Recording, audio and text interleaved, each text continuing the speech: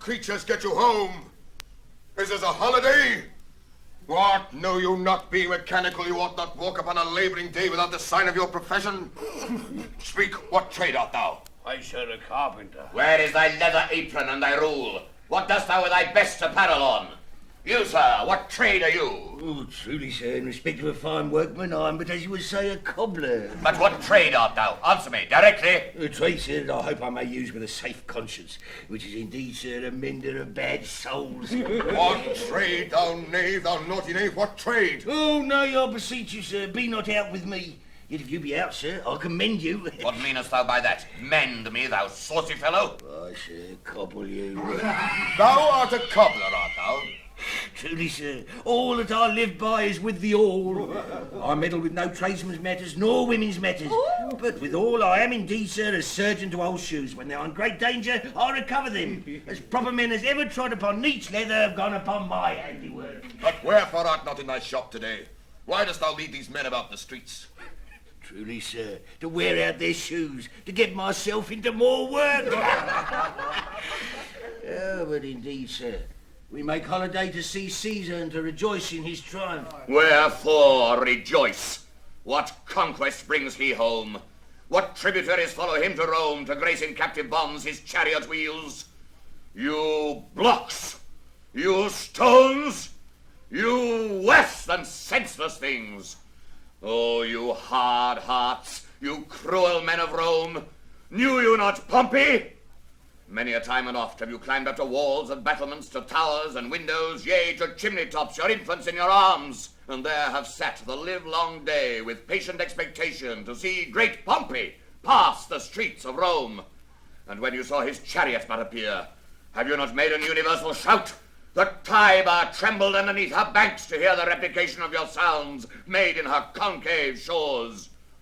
And do you now put on your best attire? And do you now cull out a holiday? And do you now strew flowers in his way that comes in triumph over Pompey's blood? Begone! Run to your houses, fall upon your knees, pray to the gods to intermit the plague that needs must light on this ingratitude. Go, go, good countrymen, and for this fault assemble all the poor men of your sort. Draw them to Tiber banks and weep your tears into the channel, till the lowest stream do kiss the most exalted shores of all. See where their basest metal be not moved. They vanish tongue-tied in their guiltiness. Go you down that way towards the Capitol. This way will I. Disrobe the images if you do find them decked with ceremonies. May we do so? You know it is the feast of Lupercal. It is no matter. Let no images be hung with Caesar's trophies. I'll about and drive away the vulgar from the streets. So do you too, where you perceive them thick. These growing feathers plucked from Caesar's wing will make him fly an ordinary pitch, who else would soar above the view of men and keep us all in servile fearfulness.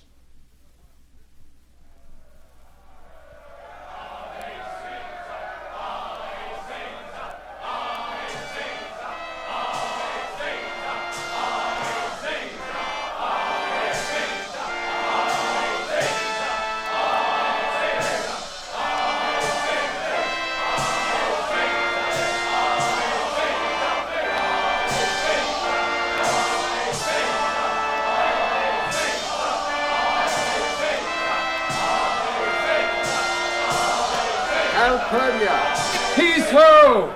Caesar speaks! Calpurnia, Here, my lord. stand you directly in Antonius' way when he doth run his course. Antonius, Caesar, my lord. forget not in your speed, Antonius, to touch Calpurnia. For our elders say the baron touched in this holy chase, shake off their sterile curse. I shall remember. When Caesar says do this, it is performed. Set on, and leave no ceremony out. Caesar! Ah? Who called? Let every noise be still. Peace yet again. Who is it in the press that calls on me? I hear a tongue shriller than all the music cry, Caesar. Speak, Caesar is turned to hear. Beware the Ides of March. What man is that? A soothsayer bids you beware the Ides of March. Set him before me. Let me see his face. Fellow, come from the throng. Look upon Caesar.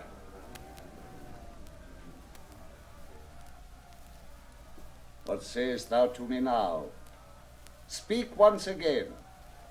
Beware the Ides of March. He is a dreamer. Let us leave him. Pass.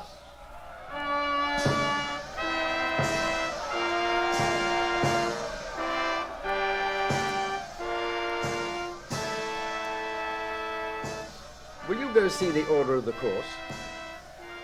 Not I. I pray you do. I am not gamesome. I do lack some part of that quick spirit that is in Antony. Let me not hinder, Cassius, your desires. I'll leave you. Brutus, I do observe you now of late. I have not from your eyes that gentleness and show of love as I was wont to have. You bear too stubborn and too strange a hand over your friend that loves you. Cassius, be not deceived. If I veiled my look, I turn the trouble of my countenance merely upon myself.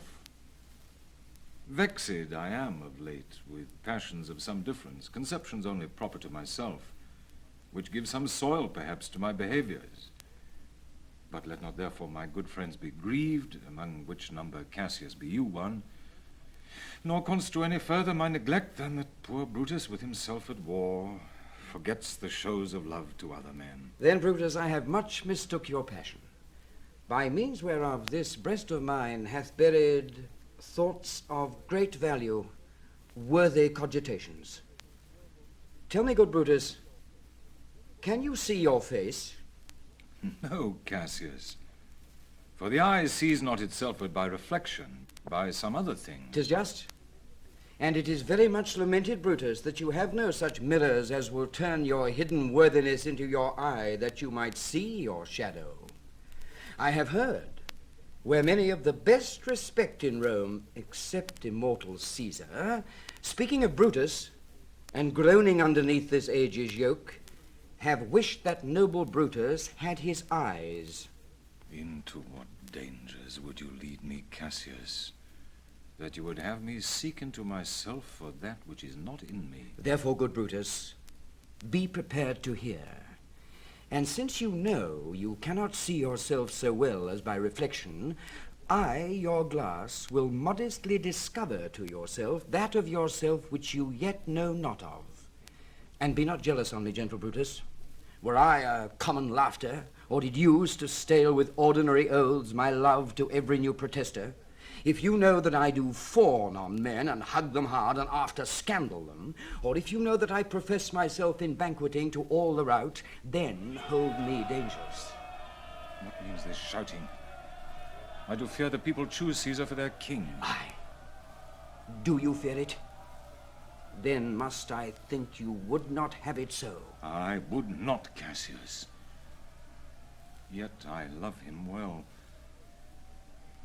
But wherefore do you hold me here so long? What is it that you would impart to me? If it be aught toward the general good, set honor in one eye and death in the other, and I will look on both indifferently. For let the gods so speed me, as I love the name of honor more than I fear death. I know that virtue to be in you, Brutus, as well as I do know your outward favor. Well, honor is the subject of my story. I cannot tell what you and other men think of this life, but for my single self, I had as lief not be as live to be in awe of such a thing as I myself. I was born free as Caesar. So were you. We have both fed as well, and we can both endure the winter's cold as well as he. For once, upon a raw and gusty day, the troubled Tiber, chafing with her shores, Caesar said to me, "Darest thou, Cassius, now leap in with me into this angry flood and swim to yonder point?" Upon the word, accoutred as I was, I plunged in and bade him follow. So indeed he did. The torrent roared, and we did buffet it with lusty sinews, throwing it aside and stemming it with hearts of controversy. But ere we could arrive the point proposed, Caesar cried, "Help me, Cassius, or I sink." I, as Aeneas, our great ancestor, did from the flames of Troy, upon his shoulder the old Anchises bear, so from the waves of Tiber did I, the tired Caesar. And this man is now become a god, and Cassius is a wretched creature, and must bend his body if Caesar carelessly, but not on him. He had a fever when he was in Spain, and when the fit was on him, I did mark how he did shake. 'Tis true, this god did shake. His coward lips did from their colour fly, and that same eye, whose bend doth all the world, did lose his lustre. I did hear him groan, aye, and that tongue of his, that bade the Romans mark him and write his speeches in their books, alas, it cried, "Give me some drink, Titinius, as a sick girl, ye gods! It doth amaze me. A man of such a feeble temper should so get the start of the majestic world and bear the palm alone." Another general shout. I do believe that these applauses are for some new honors that are heaped on Caesar. Why, man, he doth bestride the narrow world like a colossus, and we petty men walk under his huge legs and peep about to find ourselves dishonorable graves. Men at some time are masters of their fates. The fault, dear Brutus, is not in our stars, but in ourselves that we are underlings. Brutus and Caesar. What should be in that Caesar? Why should that name be sounded more than yours? Write them together. Yours is as fair a name. Sound them. It doth become the mouth as well. Weigh them. It is as heavy. Conjure with them. Brutus will start a spirit as soon as Caesar. Now, in the names of all the gods at once, upon what meat does this our Caesar feed that he is grown so great? Age, thou art shamed. Rome, thou hast lost the breed of noble bloods. When went there by an age since the great flood, but it was famed with more than with one man? When could they say till now that talked of Rome that her wide walls encompassed but one man? Now is it Rome indeed, and room enough, when there is in it but one only man? Oh, you and I have heard our fathers say, there was a Brutus once that would have brooked the eternal devil to keep his state in Rome as easily as a king. That you do love me, I am nothing jealous. What you would work me to, I have some aim. How I have thought of this, and of these times, I shall recount hereafter. For this present, I would not, so with love I might entreat you, be any further moved. What you have said I will consider. What you have to say I will with patience hear, and find a time both meet to hear and answer such high things. Till then, my noble friend, chew upon this. Brutus had rather be a villager than to repute himself a son of Rome under these hard conditions as this time is like to lay upon us. I am glad that my weak words have struck but thus much show of fire from Brutus. The games are done and Caesar is returning. As they pass by, pluck Casca by the sleeve, and he will, after his sour fashion, tell you what hath proceeded worthy note today. I will do so. But look you, Cassius, the angry spot doth glow on Caesar's brow, and all the rest look like a chidden train. Calpurnia's cheek is pale, and Cicero looks with such ferret and such fiery eyes as we have seen him in the Capitol, being crossed in conference by some senators. Casca will tell us what the matter is.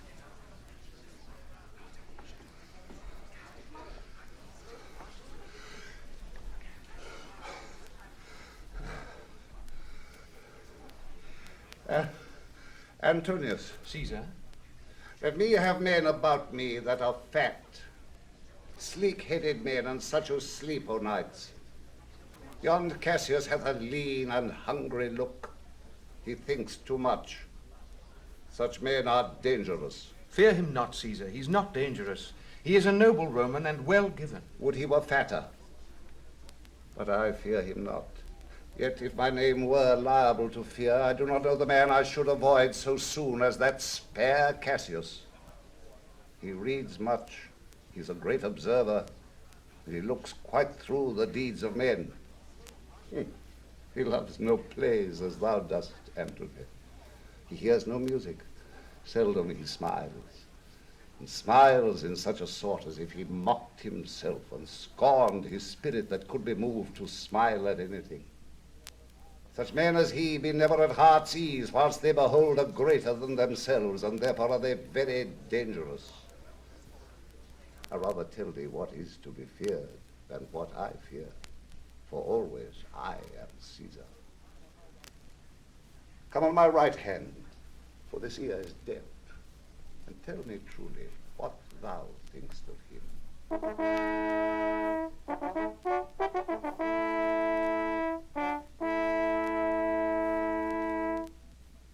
You pulled me by the cloak. Would you speak with me? Aye, Casca, tell us what hath chanced today that Caesar looks so sad. Why, you were with him, were you not? I should not then ask Casca what had chanced. Why, there was a crown offered him. And being offered him, he put it by with the back of his hand, thus. And then the people fell a-shouting. What was the second noise for? Why, for that too. They shouted thrice. What was the last cry for? Why, for that too. Was the crown offered him thrice? Aye, marry was't. And he put it by thrice, every time gentler than other. And at every putting by, mine honest neighbours shouted. Who offered him the crown? Why, Antony. Tell us the manner of it, gentle Casca. I can as well be hanged as tell the manner of it. It was mere foolery. I did not mark it. I saw Mark Antony offer him a crown. It was not a crown, neither. It was one of these coronets. And as I told you, he put it by once. But for all that, to my thinking, he would fain have had it. And then he offered it to him again. Then he put it by again. But to my thinking, he was very loath to lay his fingers off it. Then he offered it the third time. He put it the third time by. And still, as he refused it, the rabblemen hooted and clapped their chopped hands and threw up their sweaty nightcaps and uttered such a deal of stinking breath because Caesar refused the crown that it had almost choked Caesar, for he swooned and fell down at it. And for mine own part I durst not laugh, for fear of opening my lips and receiving the bad air. But soft, I pray you. What, did Caesar swoon? He fell down in the marketplace, foamed at mouth, and was speechless. 'Tis very like he hath the falling sickness. No, Caesar hath it not. But you and I and honest Casca, we have the falling sickness. I know not what you mean by that. But I'm sure Caesar fell down. If the tag-rag people did not clap him and hiss him according as he pleased and displeased them, as they used to do the players in the theatre, I am no true man. What said he when he came unto himself? Oh, marry, before he fell down, when he perceived the common herd was glad he refused the crown, he plucked me ope his doublet and offered them his throat to cut. And I'd been a man of any occupation. If I would not have taken him at a word, I might go to hell among the rogues. And so he fell.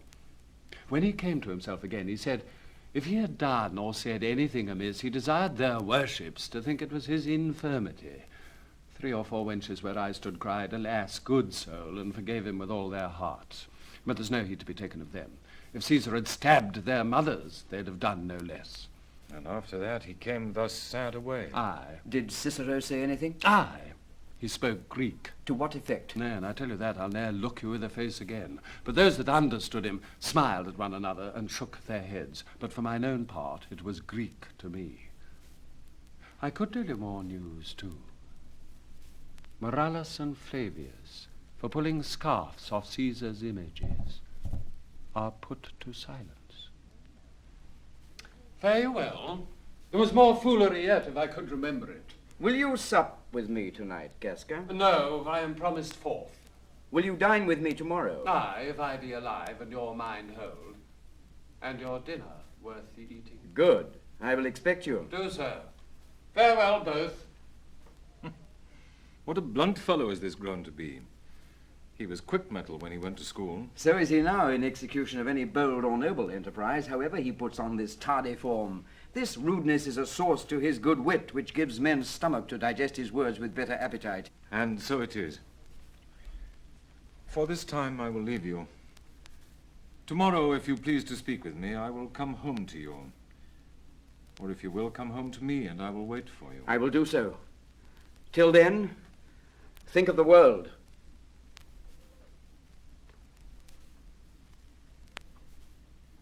Well, Brutus, thou art noble. Yet I see thy honourable metal may be wrought from that it is disposed. Therefore it is meet that noble minds keep ever with their likes. For who so firm that cannot be seduced? Caesar doth bear me hard, but he loves Brutus. If I were Brutus now and he were Cassius, he should not humour me. I will this night in several hands in at his windows throw as if they came from several citizens' writings, all tending to the great opinion that Rome holds of his name, wherein obscurely Caesar's ambition shall be glanced at. And after this, let Caesar seat him sure, for we will shake him, or worse days endure.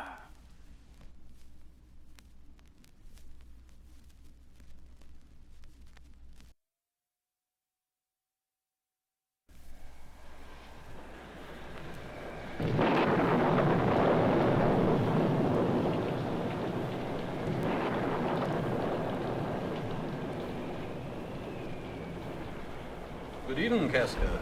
Brought you Caesar home? Why are you breathless, and why stare you, sir? Not you moved, when all the sway of earth shakes like a thing unfirm? Oh, Cicero, I have seen tempests, when the scolding winds have rived the knotty oaks, and I have seen the ambitious ocean swell and rage and foam to be exalted with the threatening clouds. But never till tonight, never till now, did I go through a tempest dropping fire. Either there is a civil strife in heaven, or else the world, too saucy with the gods, incenses them to send destruction. Why, saw you anything more wonderful? A common slave, you know him well by sight, held up his left hand, which did flame and burn like 20 torches joined, and yet his hand, not sensible of fire, remained unscorched. Besides, I had not since put up my sword. Against the Capitol I met a lion, who glazed upon me and went surly by without annoying me. And there were drawn upon a heap 100 ghastly women, transformed with their fear, who swore they saw men all in fire walk up and down the streets. And yesterday the bird of night did sit even at noonday upon the marketplace, hooting and shrieking. When these prodigies do so conjointly meet, let not men say these are their reasons, they are natural.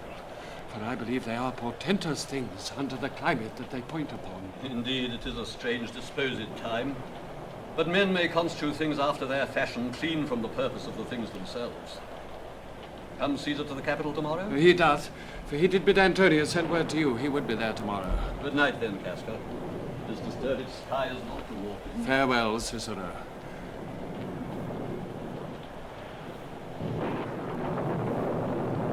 Who's there? A Roman? Casca, by your voice. Your ear is good.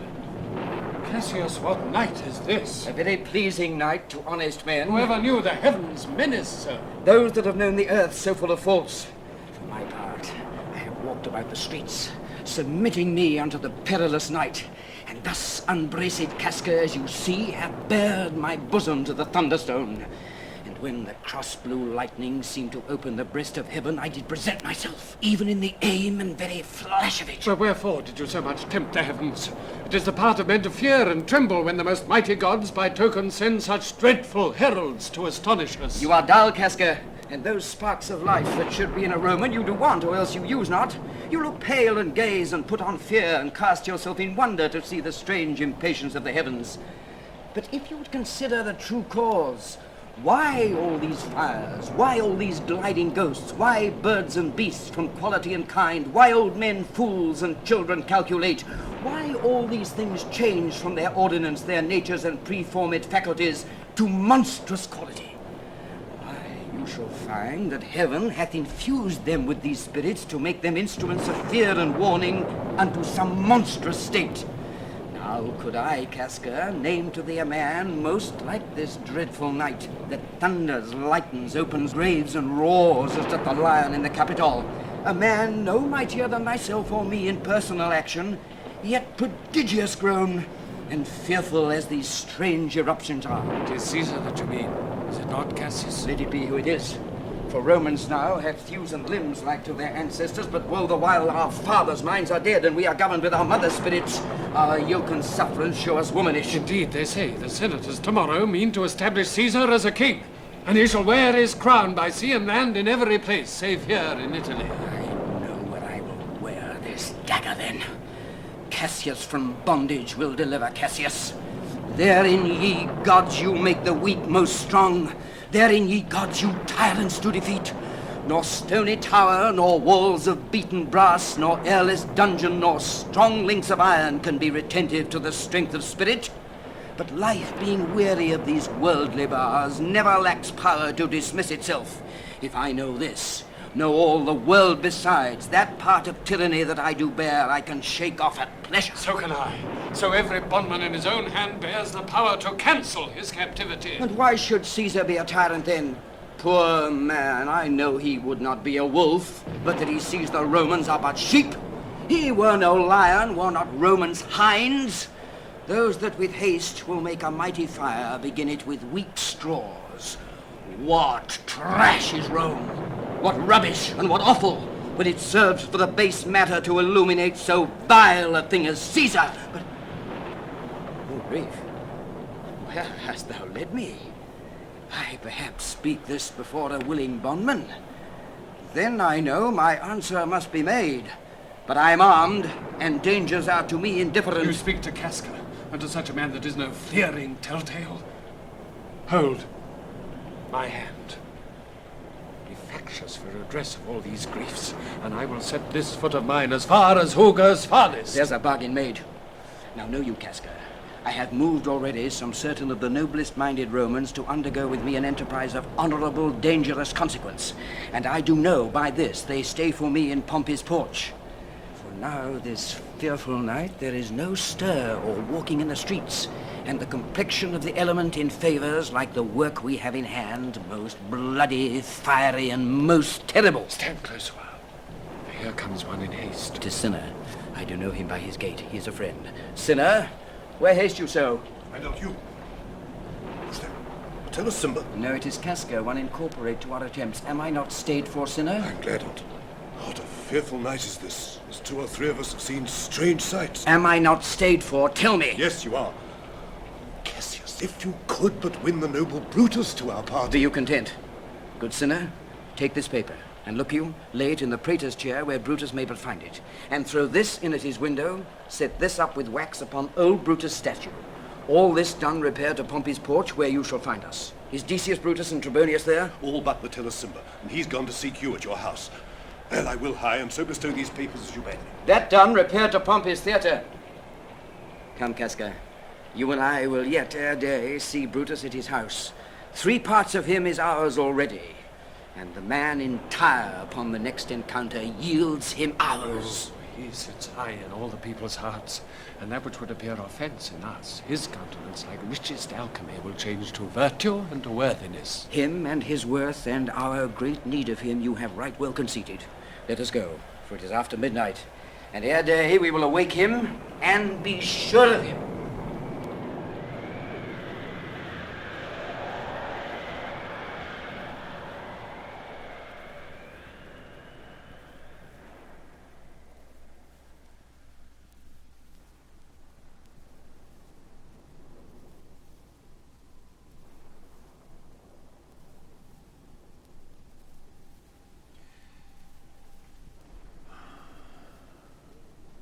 What, Lucius, ho? I cannot by the progress of the stars give guess how near today. Lucius, I say! Now, would it were my fault to sleep so soundly. When, Lucius, when? Awake, I say! What, Lucius? Called you, my lord? Get me a taper in my study, Lucius. When it is lighted, come and call me here. I will, my lord.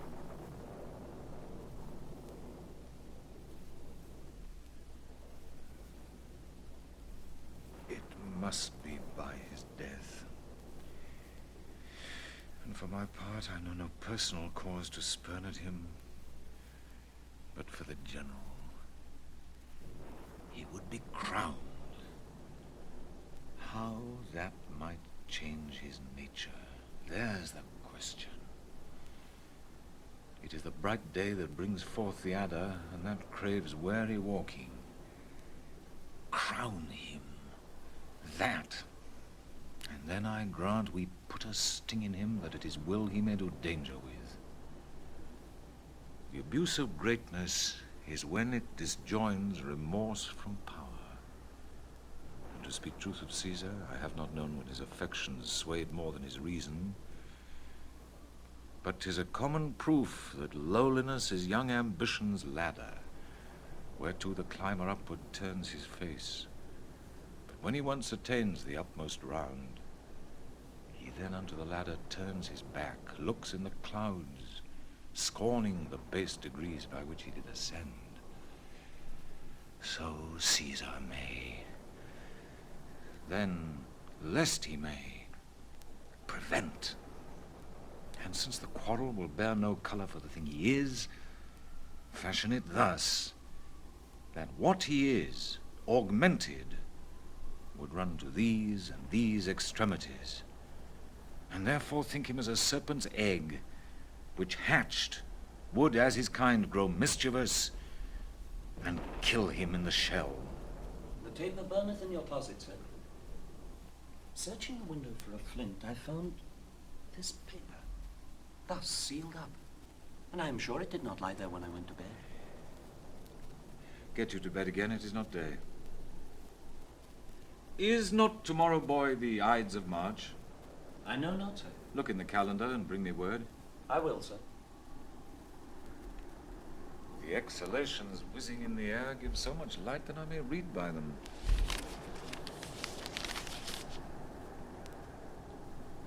Brutus, thou sleepst. Awake and see thyself. Shall Rome, etc.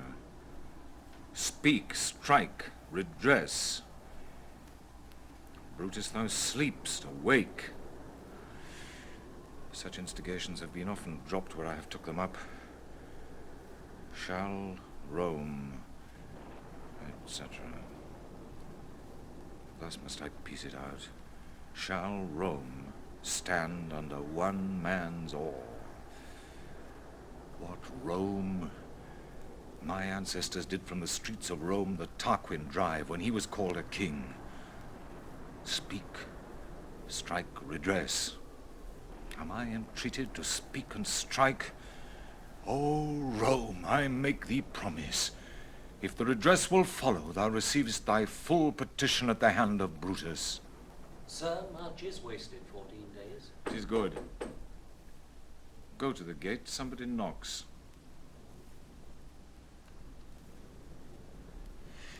Since Cassius first did whet me against Caesar, I have not slept. Between the acting of a dreadful thing and the first motion, all the interim is like a phantasma or a hideous dream. The genius and the mortal instruments are then in council, and the state of man, like to a little kingdom, suffers then the nature of an insurrection. Sir, 'tis your brother Cassius at the door who doth desire to see you. Is he alone? No, sir. There are more with him. Do you know them? No, sir.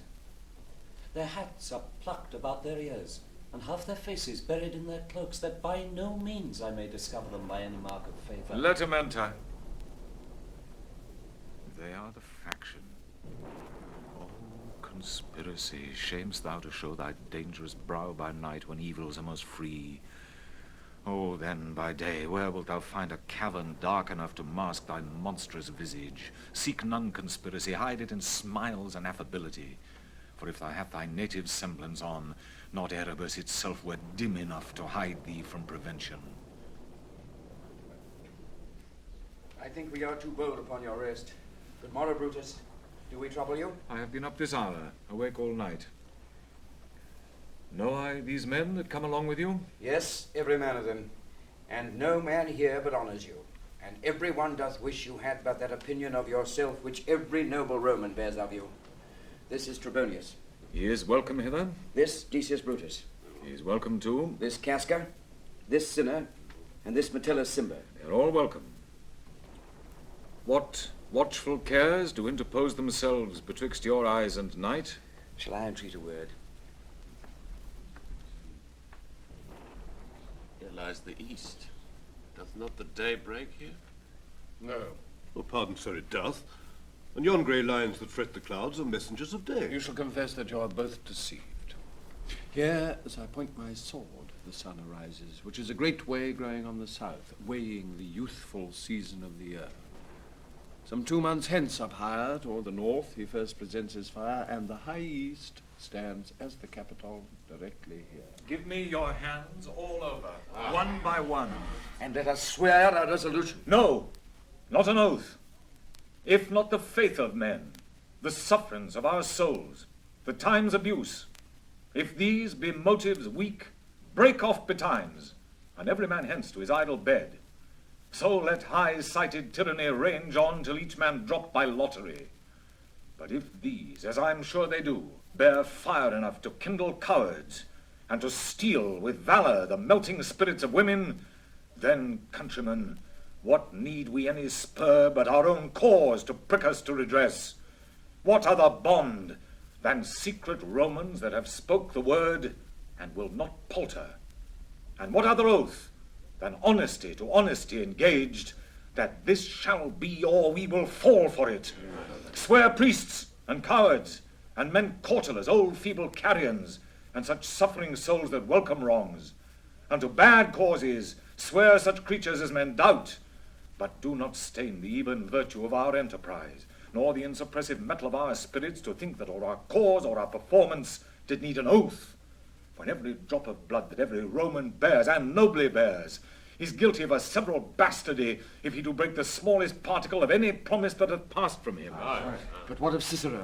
Shall we sound him? I think he will stand very strong with us. Let us not leave him out. No, by no means. Oh, let us have him, for his silver hairs will purchase us a good opinion, and by men's voices to commend our deeds.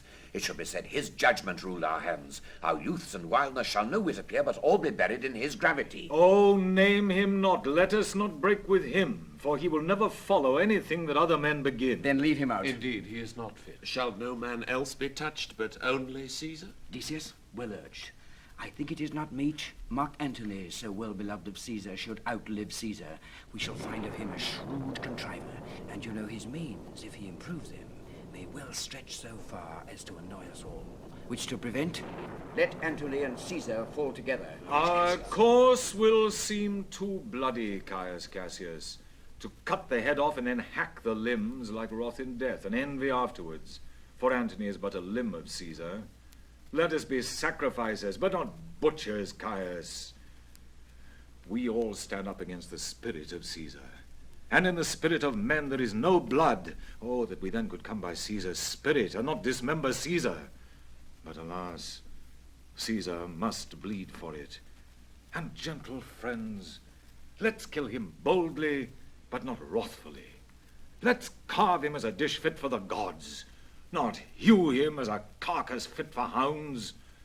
And let our hearts, as subtle masters do, stir up their servants to an act of rage, and after seem to chide them.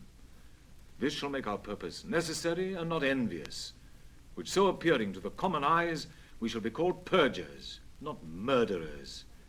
And for Mark Antony, think not of him, for he can do no more than Caesar's arm when Caesar's head is off. Yet I fear him, for in the engrafted love he bears to Caesar... Alas, good Cassius, do not think of him. If he loves Caesar, all that he can do is to himself. Take thought and die for Caesar. And that were much he should, for he is given to sports, to wildness, and much company. There is no fear in him. Let him not die, for he will live and laugh at this hereafter. Peace. Count the clock. The clock hath stricken 3. 'Tis time to part. But it is doubtful yet whether Caesar will come forth today or no. For he is superstitious grown of late, quite from the main opinion he held once of fantasy of dreams and ceremonies. It may be these apparent prodigies, the unaccustomed terror of this night, and the persuasion of his augurers may hold him from the Capitol today. Never fear that. If he be so resolved, I can sway him. For he loves to hear that unicorns may be betrayed with trees, and bears with glasses, elephants with holes, lions with toils, and men with flatterers. But when I tell him he hates flatterers, he says he does, being then most flattered. Let me work, for I can give his humor the true bent, and I will bring him to the Capitol. Nay, we will all of us be there to fetch him. By the 8th hour. Is that the uttermost? Be that the uttermost, and fail not then. Caius Ligarius doth bear Caesar hard, who rated him for speaking well of Pompey. I wonder none of you have thought of him. Now, good Metellus, go along by him. He loves me well, and I've given him reasons. Send him but hither, and I'll fashion him. The morning comes upon us. We'll leave you, Brutus. And friends, disperse yourselves, but all remember what you have said, and show yourselves true Romans. Good gentlemen, look fresh and merrily. Let not our looks put on our purposes, but bear it as our Roman actors do, with untired spirits and formal constancy. And so, good morrow to you, everyone.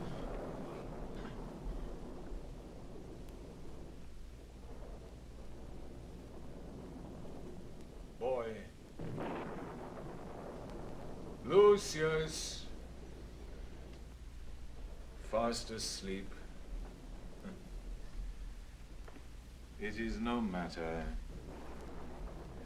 Enjoy the honey-heavy dew of slumber. Thou hast no figures nor no fantasies which busy care draws in the brains of men. Therefore thou sleepst so sound. Brutus, my lord. Portia, what mean you? Wherefore rise you now? It is not for your health thus to commit your weak condition to the raw, cold morning. Nor for yours neither. You ungently, Brutus, stole from my bed, and yesternight at supper you suddenly arose and walked about, musing and sighing with your arms across. And when I asked you what the matter was, you stared upon me with ungentle looks. I urged you further. Then you scratched your head and too impatiently stamped with your foot. Yet I insisted. Yet you answered not, but with an angry wafter of your hand gave sign for me to leave you. So I did, fearing to strengthen that impatience which seemed too much enkindled, and withal hoping it was but an effect of humour which sometime hath his hour with every man. It will not let you eat, nor talk, nor sleep, and could it work so much upon your shape as it hath much prevailed on your condition, I should not know you, Brutus. Dear my lord, make me acquainted with your cause of grief. I am not well in health, and that is all. Brutus is wise, and were he not in health, he would embrace the means to come by it. Why, so I do. Good Portia, go to bed. Is Brutus sick? And is it physical to walk unbraced and suck up the humours of the dank morning? What, is Brutus sick? And will he steal out of his wholesome bed to dare the vile contagion of the night, and tempt the roomy and unpurged air to add unto his sickness? No, my Brutus, you have some sick offence within your mind, which by the right and virtue of my place I ought to know of, and upon my knees I charm you, by my once commended beauty, by all your vows of love, and that great vow which did incorporate and make us one, that you unfold to me, yourself, your half, why you are heavy. And what men tonight have had resort to you, for here have been some 6 or 7 who did hide their faces even from darkness. Kneel not, gentle Portia. I should not need if you were gentle, Brutus. Within the bond of marriage, tell me, Brutus, is it accepted I should know no secrets that appertain to you? Am I yourself but, as it were, in sort or limitation, to keep with you at meals, comfort your bed, and talk to you sometimes? Dwell I but in the suburbs of your good pleasure? If it be no more, Portia is Brutus' harlot, not his wife. You are my true and honourable wife, as dear to me as are the ruddy drops that visit my sad heart. If this were true, then should I know this secret. I grant I am a woman, but withal a woman that Lord Brutus took to wife. I grant I am a woman, but withal a woman well reputed, Cato's daughter. Think you I am no stronger than my sex, being so fathered and so husbanded? Tell me your counsels, I will not disclose them. I have made strong proof of my constancy, giving myself a voluntary wound here in the thigh. Can I bear that with patience, and not my husband's secrets? O ye gods, Render me worthy of this noble wife. Hark, hark. One knocks. Portia, go in a while. And by thy bosom shall partake the secrets of my heart. All my engagements I will construe to thee. All the correctory of my sad brows. Leave me with haste. Lucius, who's that knocks? Here is a sick man that would speak with you. Caius Ligarius that Metellus spoke of. Boys, stand aside. Caius Ligarius, how? Vouchsafe good morrow from a feeble tongue. Oh, what a time have you chose our brave Caius to wear a kerchief. Would you were not sick. I am not sick if Brutus have in hand any exploit worthy the name of honor. Such an exploit have I in hand, Ligarius, and you a healthful ear to hear of it. By all the gods that Romans bow before, I here discard my sickness. Soul of Rome, brave son, derived from honorable loins, thou, like an exorcist, hast conjured up my mortified spirit. Now bid me run, and I will strive with things impossible, yea, get the better of them. What's to do? A piece of work that will make sick men whole. But are not some whole that we must make sick? That must we also. What it is, my Caius, I shall unfold to thee as we are going, to whom it must be done. Set on your foot, and with a heart new fired I follow you, to do I know not what, but it sufficeth that Brutus leads me on. Follow me then.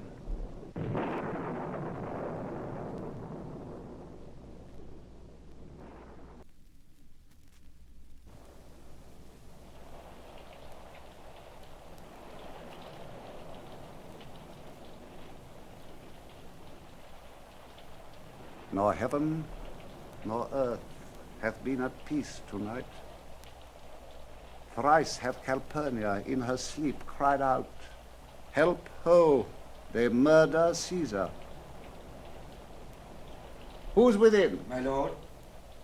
Go bid the priests do present sacrifice, and bring me their opinions of success. I will, my lord.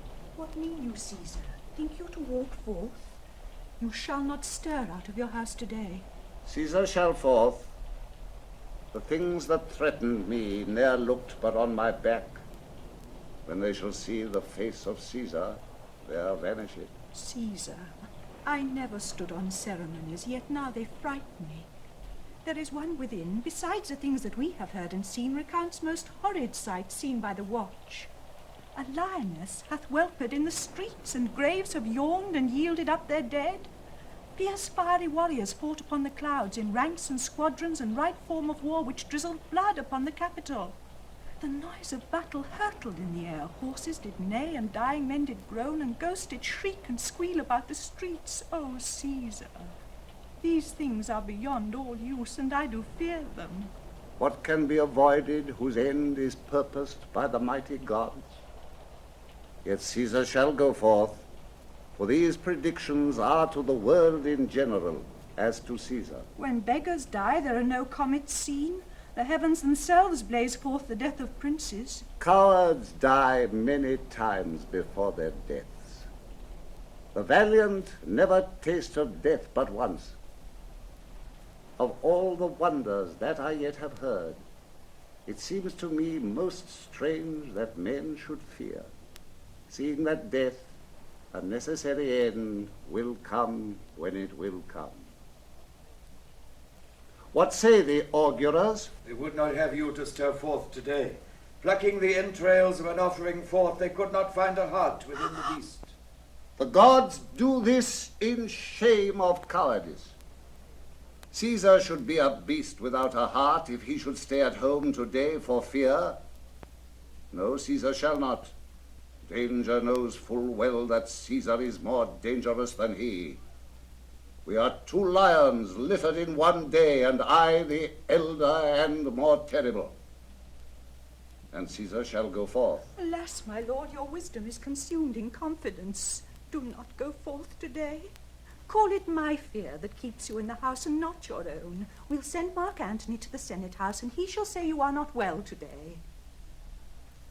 Let me upon my knee prevail in this. Mark Antony shall say I am not well.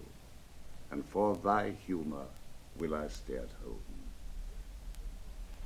Here's Decius Brutus. He shall tell them so. Caesar, all hail. Good morrow, worthy Caesar. I come to fetch you to the Senate House. And you are come in very happy time to bear my greeting to the senators, and tell them that I will not come today. Cannot is false, and that I dare not, falser. I will not come today. Tell them so, Decius. Say ye is sick. Shall Caesar send a lie? Have I in conquest stretched mine arms so far to be afeard to tell greybeards the truth? Decius, go tell them Caesar will not come. Most mighty Caesar, let me know some cause, lest I be laughed at when I tell them so. The cause is in my will. I will not come. That is enough to satisfy the Senate. But for your private satisfaction, because I love you, I will let you know. Calpurnia here, my wife, stays me at home. She dreamt tonight she saw my statue, which like a fountain with 100 spouts did run pure blood. And many lusty Romans came smiling and did bathe their hands in it. And these does she apply for warnings and portents and evils imminent. And on her knee hath begged that I will stay at home today. This dream is all misinterpreted. It was a vision fair and fortunate. Your statue spouting blood in many pipes, in which so many smiling Romans bathed, signifies that from you great Rome shall suck reviving blood, and that great men shall press for tinctures, stains, relics, and cognizance. This by Calpurnia's dream is signified. And this way have you well expounded it. I have when you have heard what I can say, and know it now. The Senate have concluded to give this day a crown to mighty Caesar. If you shall send them word you will not come, their minds may change. Besides, it were a mock apt to be rendered for someone to say, break up the Senate till another time, when Caesar's wife shall meet with better dreams. If Caesar hide himself, shall they not whisper low, Caesar is afraid? Pardon me, Caesar, for my dear, dear love to your proceeding bids me tell you this, and reason to my love is liable. How foolish do your fears seem now, Calpurnia. I am ashamed I did yield to them. Give me my robe, for I will go. And look, where Publius is come to fetch me. Good morrow, Caesar. Welcome, Publius. Caesar? What, Brutus, are you stirred so early too? Good morrow, Casca. Caesar. Caius Ligarius, Caesar was ne'er so much your enemy as that same ague which hath made you leave. What is 2:00? Caesar, 'tis struck an 8. I thank you for your pains and courtesy. See, Antony that revels longer nights is notwithstanding up. Good morrow, Antony. So to most noble Caesar. Bid them prepare within. I am to blame to be thus waited for. Now, Cinna, now Metellus, Caesar. What? Tribonius, I have an hour's talk in store for you. Remember that you call on me today. Be near me that I may remember you. Caesar, I will. So near will I be that your best friend shall wish I had been further. Good friends, go in and taste some wine with me, and we, like friends, will straightway go together. That every like is not the same, O Caesar. The heart of Brutus yearns to think upon.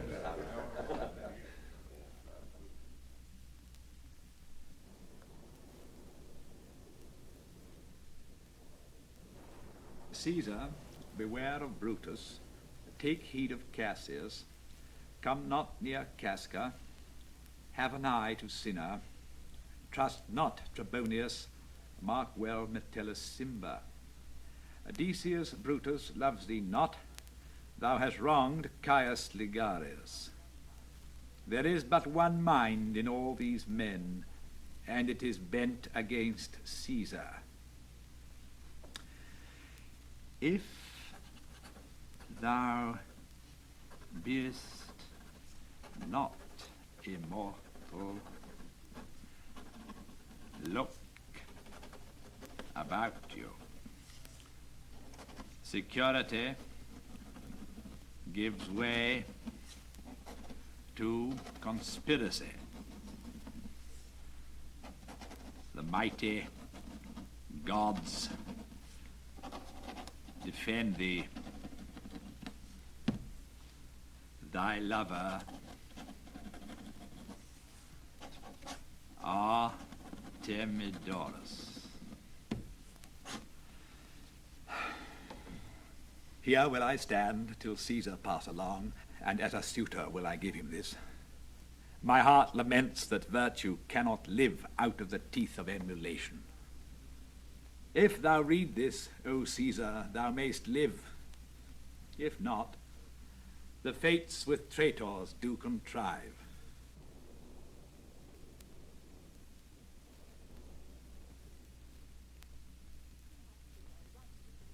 I prithee, boy, run to the Senate House. Stay not to answer me, but get thee gone. Why dost thou stay? To know my errand, madam. I would have had thee there and here again ere I can tell thee what thou shouldst do there.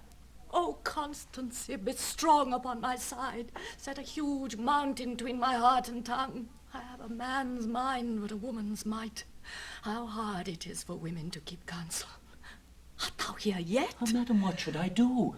Run to the capital and nothing else, and so return to you and nothing else? Yes. Bring me word, boy, if thy lord look well, for he went sickly forth. And take good note what Caesar doth, what suitors press to him. Hark, boy, what noise is that? I hear none, madam. Prithee, listen well. I heard a bustling rumour like a fray, and the wind brings it from the capital. Sooth, madam, I hear nothing. Come hither, fellow. Which way hast thou been? At mine own house, good lady. What is the clock? About the 9th hour, lady. Is Caesar yet gone to the capital? Madam, not yet. I go to take my stand to see him pass on to the capital. Thou hast some suit to Caesar, hast thou not? That I have, lady. If it will please Caesar to be so good to Caesar as to hear me, I shall beseech him to befriend himself. Why? Knowest thou any harms intended towards him? None that I know will be. Much that I fear may chance. Good morrow to you. Here the street is narrow. The throng that follows Caesar at the heels of senators, of praetors, common suitors, will crowd a feeble man almost to death. I'll get me to a place more void, and there speak to great Caesar as he comes along. I must go in. Ah me, how weak a thing the heart of woman is. Oh, Brutus, the heavens speed thee in thine enterprise. Sure the boy heard me. Brutus has a suit that Caesar will not grant. Oh, I grow faint. Run, Eustace, and commend me to my lord. Say, I am merry. Come to me again, and bring me word what he doth say to thee.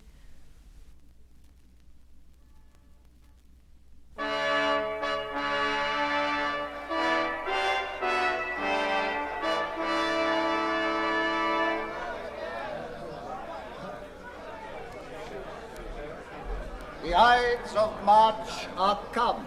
I, Caesar, but not God. Hail, Caesar! Read this schedule. Trebonius doth desire you to read at your best leisure this his humble suit. Oh, Caesar, read mine first, for mine's a suit that touches Caesar nearer. Read it, great Caesar. What touches us ourself shall be last served. Delay not, Caesar. Read it instantly. What? Is the fellow mad? Sirrah! Give place. What, urge you your petitions in the street? Come to the capital. I wish your enterprise today may thrive. What enterprise? Papilius! Fare you well. What said Papilius, Lena? He wished today our enterprise might thrive. I fear our purpose is discovered. Look how he makes to Caesar. Mark him. Casca, be sudden, for we fear prevention. Brutus, what shall be done? If this be known, Cassius or Caesar never shall turn back, for I will slay myself. Cassius, be constant. Papilius Lena speaks not of our purposes. For look, he smiles, and Caesar doth not change. Trebonius knows his time. For look you, Brutus, he draws Mark Antony out of the way. Where is Metellus Simba? Let him go, and presently prefer his suit to Caesar. He is addressed. Press near and second him. Casca, you are the first that rears your hand. Are we all ready? What is now amiss that Caesar and his Senate must redress? Most high, most mighty, and most puissant Caesar, maternal Simba throws before thy seat an humble heart. I must prevent thee, Simba. These couchings and these lowly courtesies might fire the blood of ordinary men, and turn pre-ordinance and first decree into the law of children. Be not fond to think that Caesar bears such rebel blood that will be thawed from the true quality with that which melteth fools. I mean sweet words, low crooked curtsies, and base spaniel fawning.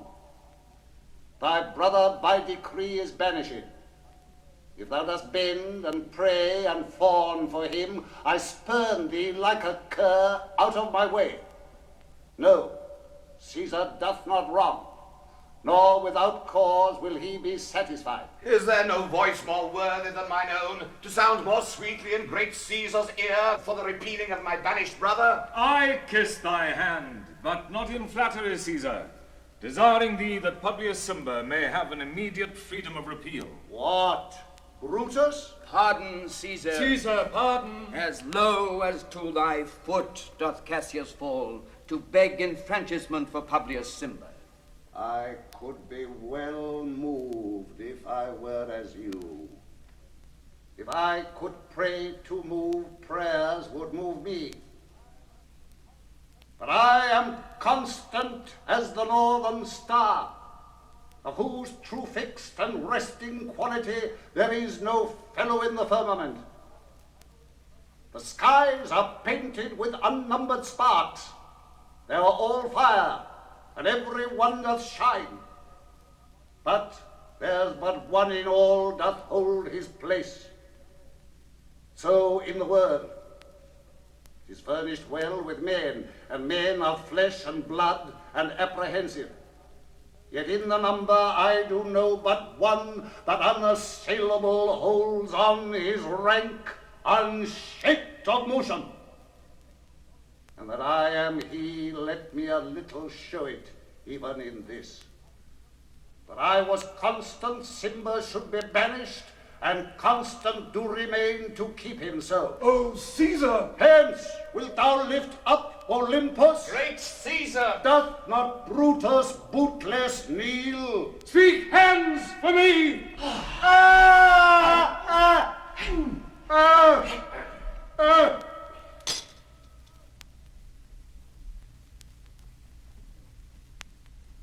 Et tu, Brute.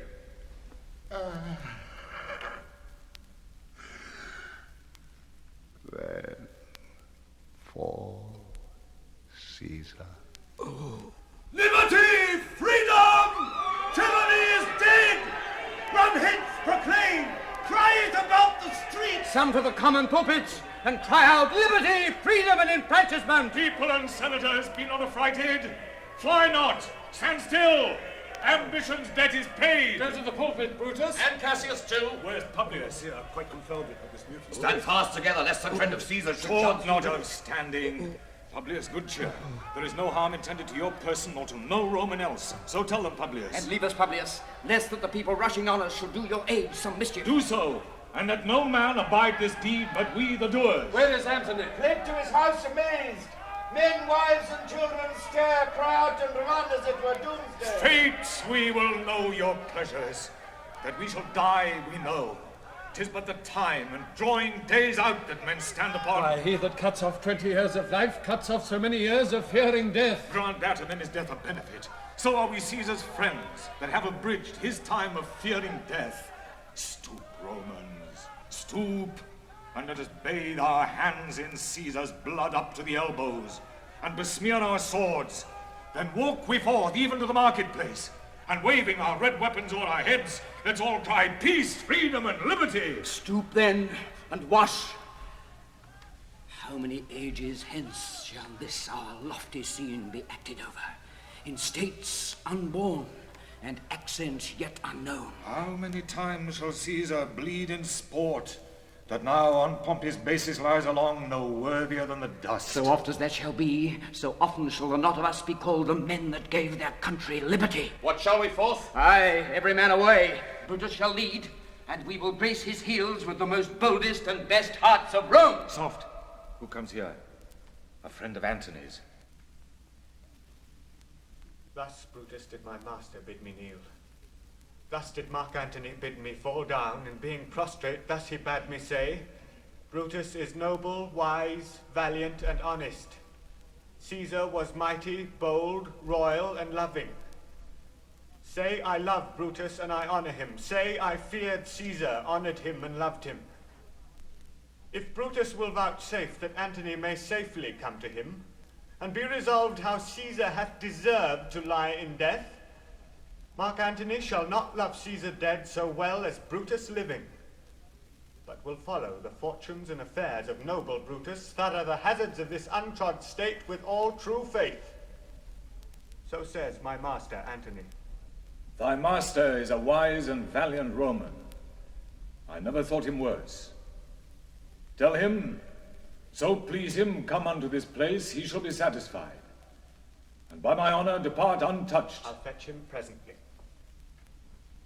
I know that we shall have him well to friend. I wish we may, but yet have I a mind that fears him much, and my misgivings still fall shrewdly to the purpose. But here comes Antony. Welcome, Mark Antony.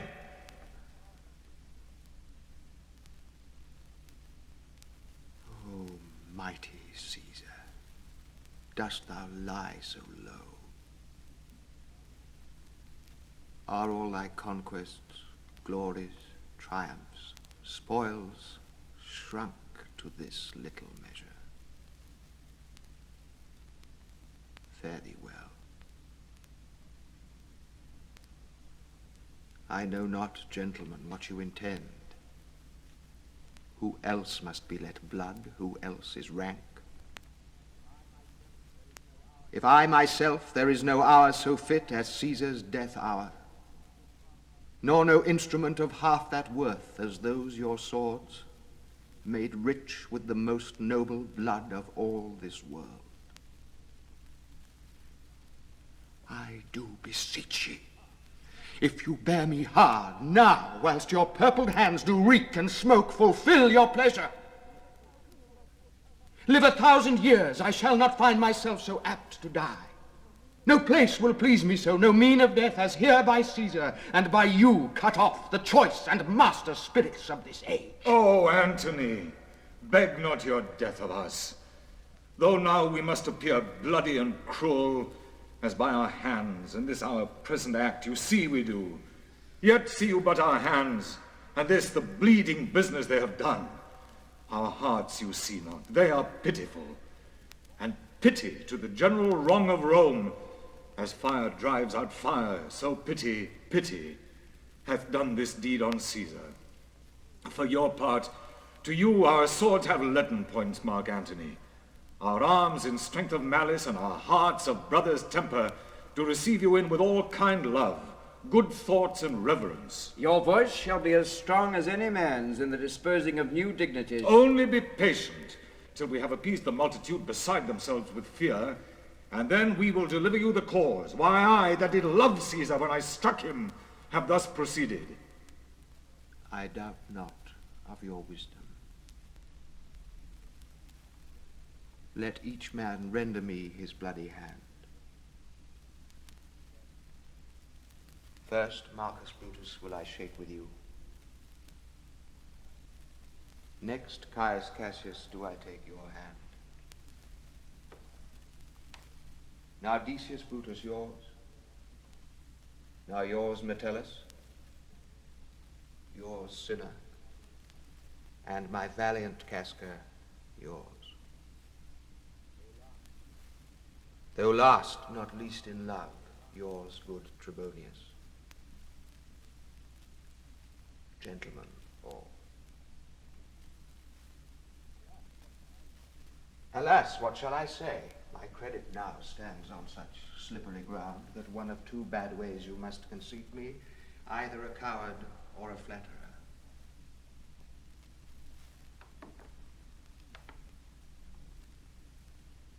that I did love thee, Caesar, oh, 'tis true. If then thy spirit look upon us now, shall it not grieve thee dearer than thy death, to see thy Antony making his peace, shaking the bloody fingers of thy foes most noble in the presence of thy corse? Had I as many eyes as thou hast wounds, weeping as fast as they stream forth thy blood, it would become me better than to close in terms of friendship with thine enemies. Pardon me, Julius. Here wast thou bade, brave heart, here didst thou fall, and here thy hunters stand, signed in thy spoil and crimsoned in thy lethe. O world, thou wast the forest to this heart, and this indeed, O world, the heart of thee. How like a deer strucken by many princes dost thou here lie. Mark Antony. Pardon me, Caius Cassius. The enemies of Caesar shall say this, then in a friend it is cold modesty. I blame you not for praising Caesar so, but what compact mean you to have with us? Will you be pricked in number of our friends, or shall we on and not depend on you? Therefore I took your hands, but was indeed swayed from the point by looking down on Caesar. Friends am I with you all, and love you all, upon this hope that you shall give me reasons why and wherein Caesar was dangerous. Or else were this a savage spectacle. Our reasons are so full of good regard that were you, Antony, the son of Caesar, you should be satisfied. That's all I seek. And am moreover suitor that I may produce his body to the marketplace, and in the pulpit, as becomes a friend, speak in the order of his funeral. You shall, Mark Antony. Brutus, a word with you. You know not what you do. Do not consent that Antony speak in his funeral. Know you how much the people may be moved by that which he will utter? By your pardon, I will myself into the pulpit first, and show the reason of our Caesar's death. What Antony shall speak, I will protest he speaks by leave and by permission. And that we are contented Caesar shall have all true rights and lawful ceremonies, it shall advantage more than do us wrong. I know not what may fall. I like it not. Mark Antony, here, take you Caesar's body. You shall not in your funeral speech blame us, but speak all good you can devise of Caesar. And say you do it by our permission, else shall you not have any hand at all about his funeral. And you shall speak in the same pulpit whereto I am going after my speech is ended. Be it so. I do desire no more. Prepare the body then, and follow us.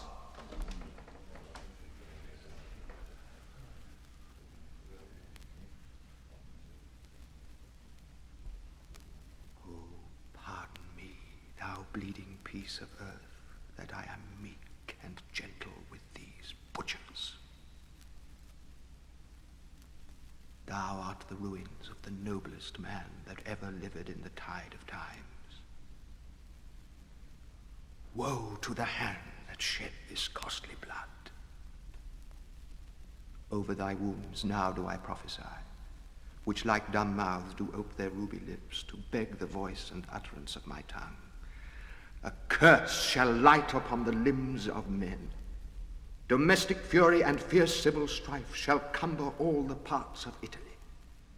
Blood and destruction shall be so in use, and dreadful objects so familiar, that mothers shall but smile when they behold their infants quartered with the hands of war, all pity choked with custom of fell deeds, and Caesar's spirit ranging for revenge, with Ate by his side, come hot from hell, shall in these confines with a monarch's voice cry havoc, and let slip the dogs of war, that this foul deed shall smell above the earth with carrion men groaning for burial.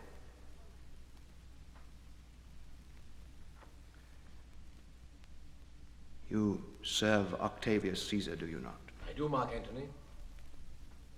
Caesar did right for him to come to Rome. He did receive his letters and is coming, and bid me say to you by word of mouth, Oh, Caesar! Thy heart is big, yet thee apart and weep. Passion I see is catching, for mine eyes, seeing those beads of sorrow stand in thine, begin to water. Is thy master coming?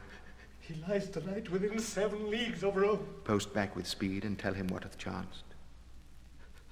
Here is a morning Rome, a dangerous Rome, no Rome of safety for Octavius yet. Hie hence and tell him so. Yet stay a while. Thou shalt not back till I have borne this corse into the marketplace. There shall I try in my oration how the people take the cruel issue of these bloody men, according to the which thou shalt discourse to young Octavius of the state of things. Lend me your hand.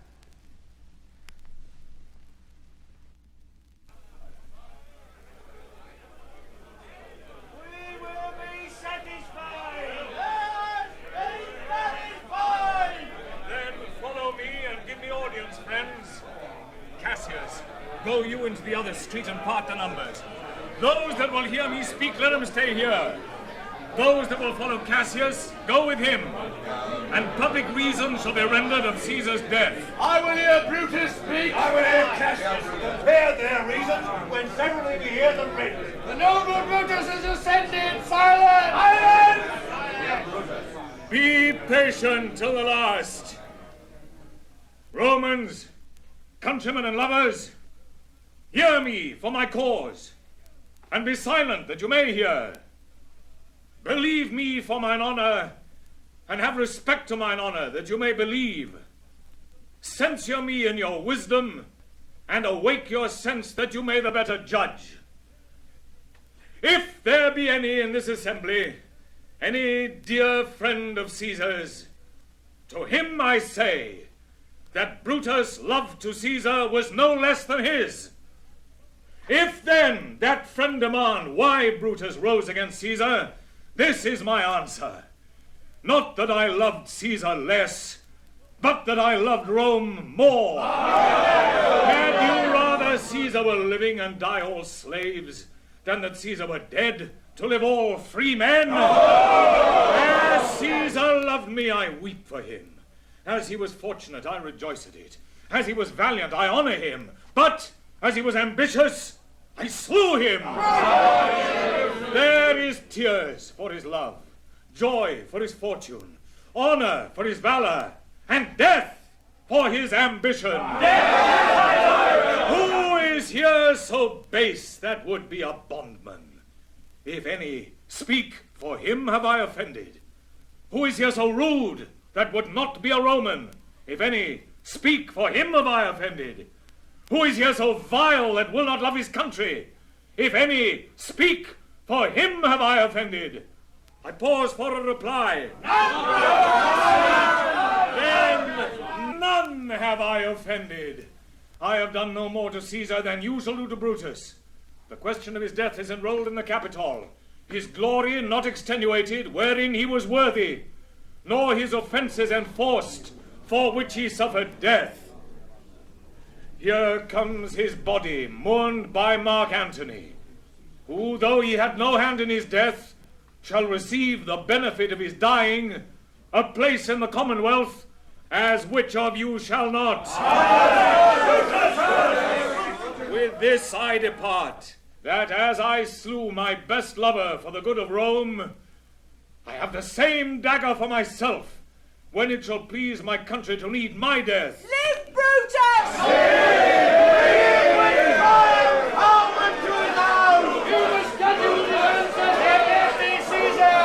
Caesar's bigger part shall be crowned in Brutus. We'll bring him to his house with shouts and clamors. My countrymen! Be silent, Brutus, speak!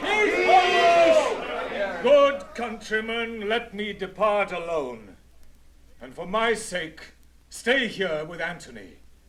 Do grace to Caesar's corpse, and grace his speech tending to Caesar's glories, which Mark Antony, by our permission, is allowed to make.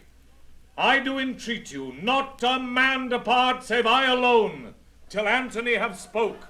Stay, How, and let us hear Mark Antony. Let him go up into the public chair. will you hear him? Noble Antony, go up. For Brutus' sake, I am beholding to you. What does he say of Brutus? He says for Brutus' sake he finds himself beholden to us all.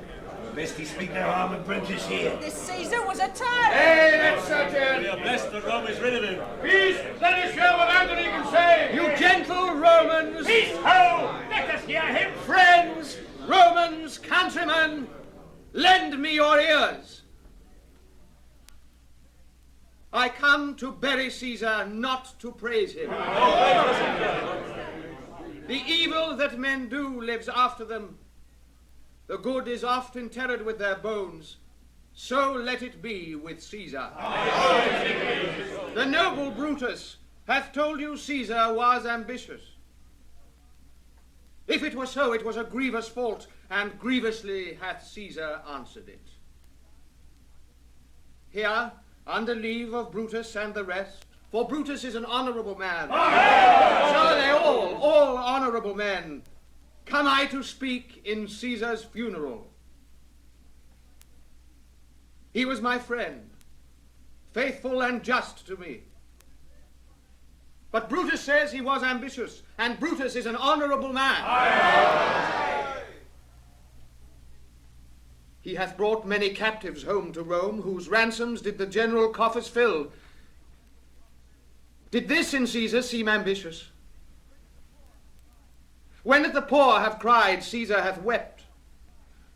Ambition should be made of sterner stuff, yet Brutus says he was ambitious, and Brutus is an honorable man. You all did see that on the Lupercal I thrice presented him a kingly crown, which he did thrice refuse. Was this ambition? Yet Brutus says he was ambitious, and sure he is an honorable man. I speak not to disprove what Brutus spoke, but here I am to speak what I do know. You all did love him once, not without cause. What cause withholds you then to mourn for him? Oh, judgment, thou art fled to brutish beasts, and men have lost their reason. Bear with me. My heart is in the coffin there with Caesar, and I must pause till it come back to me. He thinks there's much reason in his sayings. Thou consider rightly of the matter, Caesar's had a great wrong. As he masters, I fear there will a worse come in his place. After his words, he would not take the crown. Therefore, 'tis certain he was not ambitious. If he found so, someone dare abide it. Poor soul, his eyes are red as fire with weeping. Not a nobler man in Rome than Antony. Now mark him, he begins again to speak. But yesterday, the word of Caesar might have stood against the world. Now lies he there, and none so poor to do him reverence. O masters, if I were disposed to stir your hearts and minds to mutiny and rage, I should do Brutus wrong and Cassius wrong, who you all know are honorable men. I will not do them wrong. I rather choose to wrong the dead, to wrong myself and you, than I will wrong such honorable men. But here's a parchment with the seal of Caesar. I found it in his closet. 'Tis his will.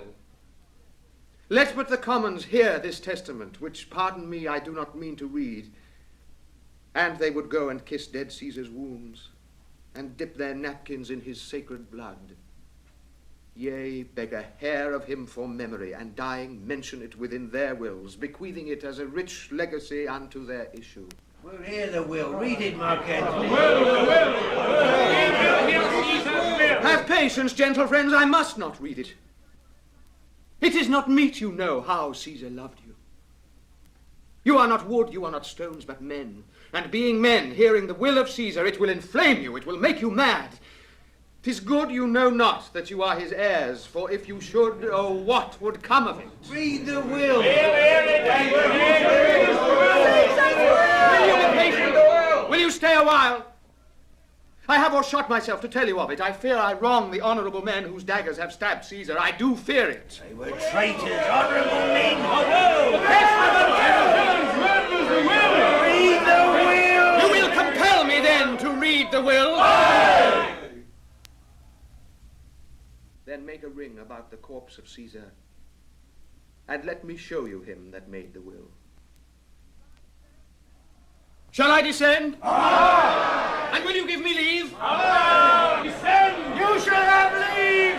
Away, stand well! Stand from the hearse! Stand from the body! Nay, press not so upon me. Stand far off. Stand back! Stand back! If you have tears, prepare to shed them now. You all do know this mantle. I remember the first time ever Caesar put it on. 'Twas on a summer's evening in his tent. That day he overcame the Nervii. Look, in this place ran Cassius' dagger through. See what a rent the envious Casca made. Through this the well-beloved Brutus stabbed. And as he plucked his cursed steel away, mark how the blood of Caesar followed it, as rushing out of doors to be resolved if Brutus so unkindly not, or no. For Brutus, as you know, was Caesar's angel. Judge, O you gods, how dearly Caesar loved him. This was the most unkindest cut of all. For when the noble Caesar saw him stab, ingratitude more strong than traitor's arms quite vanquished him. Then burst his mighty heart, and in his mantle, muffling up his face, even at the base of Pompey's statue, which all the while ran blood, great Caesar fell. Oh, what a fall was there, my countrymen. Then I and you and all of us fell down, whilst bloody treason flourished over us. Oh, now you weep, and I perceive you feel the dint of pity. These are gracious drops. Kind souls, what weep you when you but behold our Caesar's vesture wounded? Look you here. Here is himself, marred, as you see, with traitors. Oh, piteous spectacle. Oh, noble Caesar. Oh, awful day. Oh, traitors, villains. Oh, most bloody sight. We will be revenged!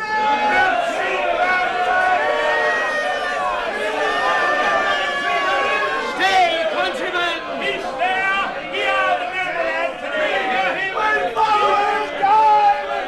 Good friends, sweet friends, let me not stir you up to such a sudden flood of mutiny. They that have done this deed are honourable. What private griefs they have, alas, I know not that made them do it. They are wise and honourable, and will, no doubt, with reasons answer you. I come not, friends, to steal away your hearts. I am no orator as Brutus is, but as you know me all, a plain, blunt man that love my friend. And that they know full well that gave me public leave to speak of him. For I have neither wit nor words nor worth, action nor utterance, nor the power of speech to stir men's blood. I only speak right on. I tell you that which you yourselves do know, show you sweet Caesar's wounds, poor dumb mouths, and bid them speak for me. But were I Brutus, and Brutus Antony, there were an Antony would ruffle up your spirits and put a tongue in every wound of Caesar that should move the stones of Rome to rise and mutiny! Away then come, seek the Yet hear me, countrymen, yet hear me speak! Why, friends, you go to do you know not what. Wherein hath Caesar thus deserved your loves? Alas, you know not, I must tell you then, you have forgot the will I told you of. Here is the will, and under Caesar's seal, to every Roman citizen he gives, to every several man, 75 drachmas. Hear me with patience. Moreover, he hath left you all his walks, his private harbours and new planted orchards on this side Tiber. He hath left them you and to your heirs forever. Common pleasures to walk abroad and recreate yourselves. Here was a Caesar. When comes such another?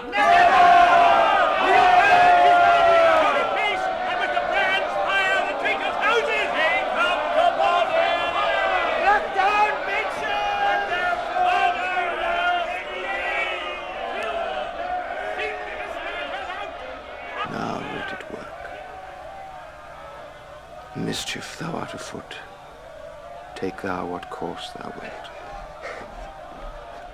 How now, fellow? Sir, Octavius has already come to Rome. Where is he?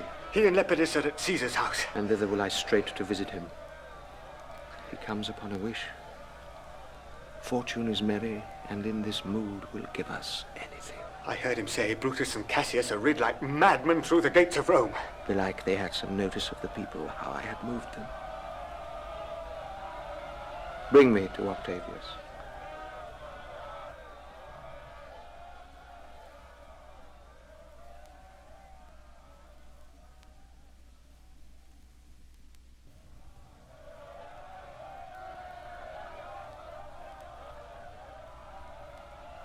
I dreamt tonight that I did feast with Caesar, and things unlucky charge my fantasy. I have no will to wander forth of doors, yet something leads me forth. What is your name? Whither are you going? Where do you dwell? Are you a married man or a bachelor? Answer every man directly. I am briefly. I am wisely. Aye, and truly you are best. What is my name? Whither am I going? Where do I dwell? Am I a married man or a bachelor? Then to answer every man directly and briefly, wisely and truly. Wisely, I say I am a bachelor. That's as much as to say they are fools that marry you. Bear me a bang for that, I fear. Proceed directly. Directly, I am going to Caesar's funeral. As a friend or an enemy? As a friend. Oh, that matter is answered directly. Where you dwelling briefly? Briefly, I dwell by the Capitol. Your name, sir? Truly? Truly, my name is Sinner. Oh! I am Sinner, boys! I am Sinner, boys! Ah, tearing for his bad mercies!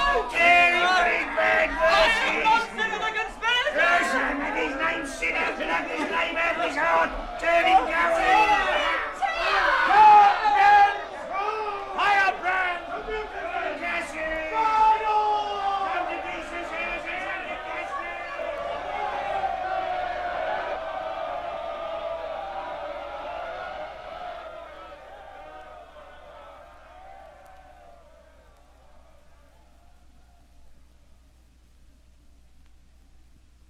These many, then, shall die. Their names are pricked. Your brother, too, must die. Consent you, Lepidus? I do consent. Prick him down, Antony. Upon condition Publius shall not live, who is your sister's son, Mark Antony. He shall not live. Look, with a spot I damn him. But Lepidus, go you to Caesar's house. Fetch the will hither, and we shall determine how to cut off some charge in legacies. What, shall I find you here? Or here, or at the Capitol. This is a slight, unmeritable man meet to be sent on errands. Is it fit, the threefold world divided, he should stand one of the three to share it? So you thought him, and took his voice who should be pricked to die in our black sentence and prescription. Octavius, I have seen more days than you. And though we lay these honours on this man to ease ourselves of divers slanderous loads, he shall but bear them as the ass bears gold, to groan and sweat under the business, either led or driven, as we point the way. And having brought our treasure where we will, then take we down his load, and turn him off like to the empty ass, to shake his ears and graze in common. You may do your will. But he's a tried and valiant soldier. So is my horse, Octavius, and for that I do appoint him store of provender. It is a creature that I teach to fight, to wind, to stop, to run directly on, his corporal motion governed by my spirit. And in some taste is Lepidus but so.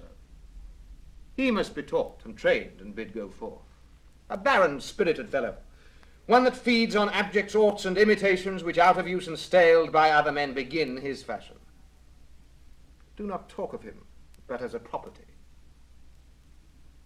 And now, Octavius, listen, great things. Brutus and Cassius are levying powers. We must straight make head. Therefore let our alliance be combined, our best friends made, our means stretched, and let us presently go sit in council how covert matters may be best disclosed, and open perils surest answered. Let us do so. For we are at the stake and bayed about with many enemies, and some that smile have in their hearts, I fear, millions of mischiefs.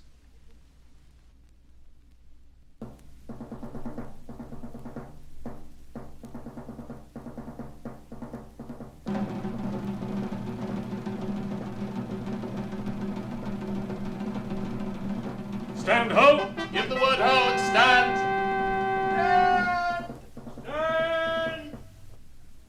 Lucilius? Is Cassius near? He is at hand, and Pindarus is come to do you salutation from his master. He greets me well.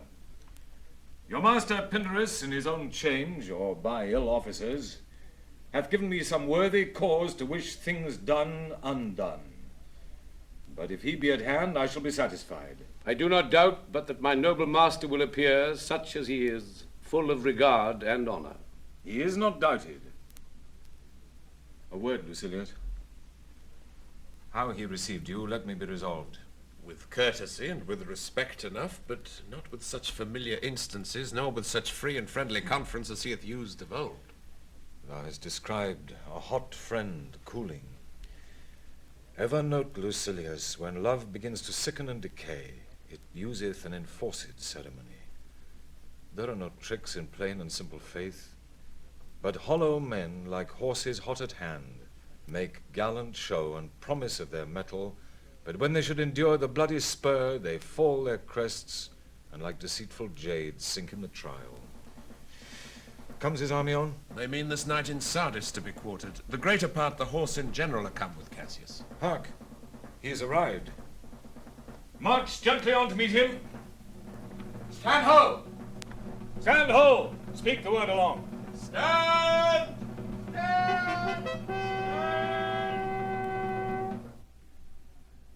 Most noble brother, you have done me wrong. Judge me, you gods. Wrong I mine enemies? And if not so, how should I wrong a brother? Brutus, this sober form of yours hides wrongs, and when you do them, you... Cassius, be content. Speak your grief softly. I do know you well.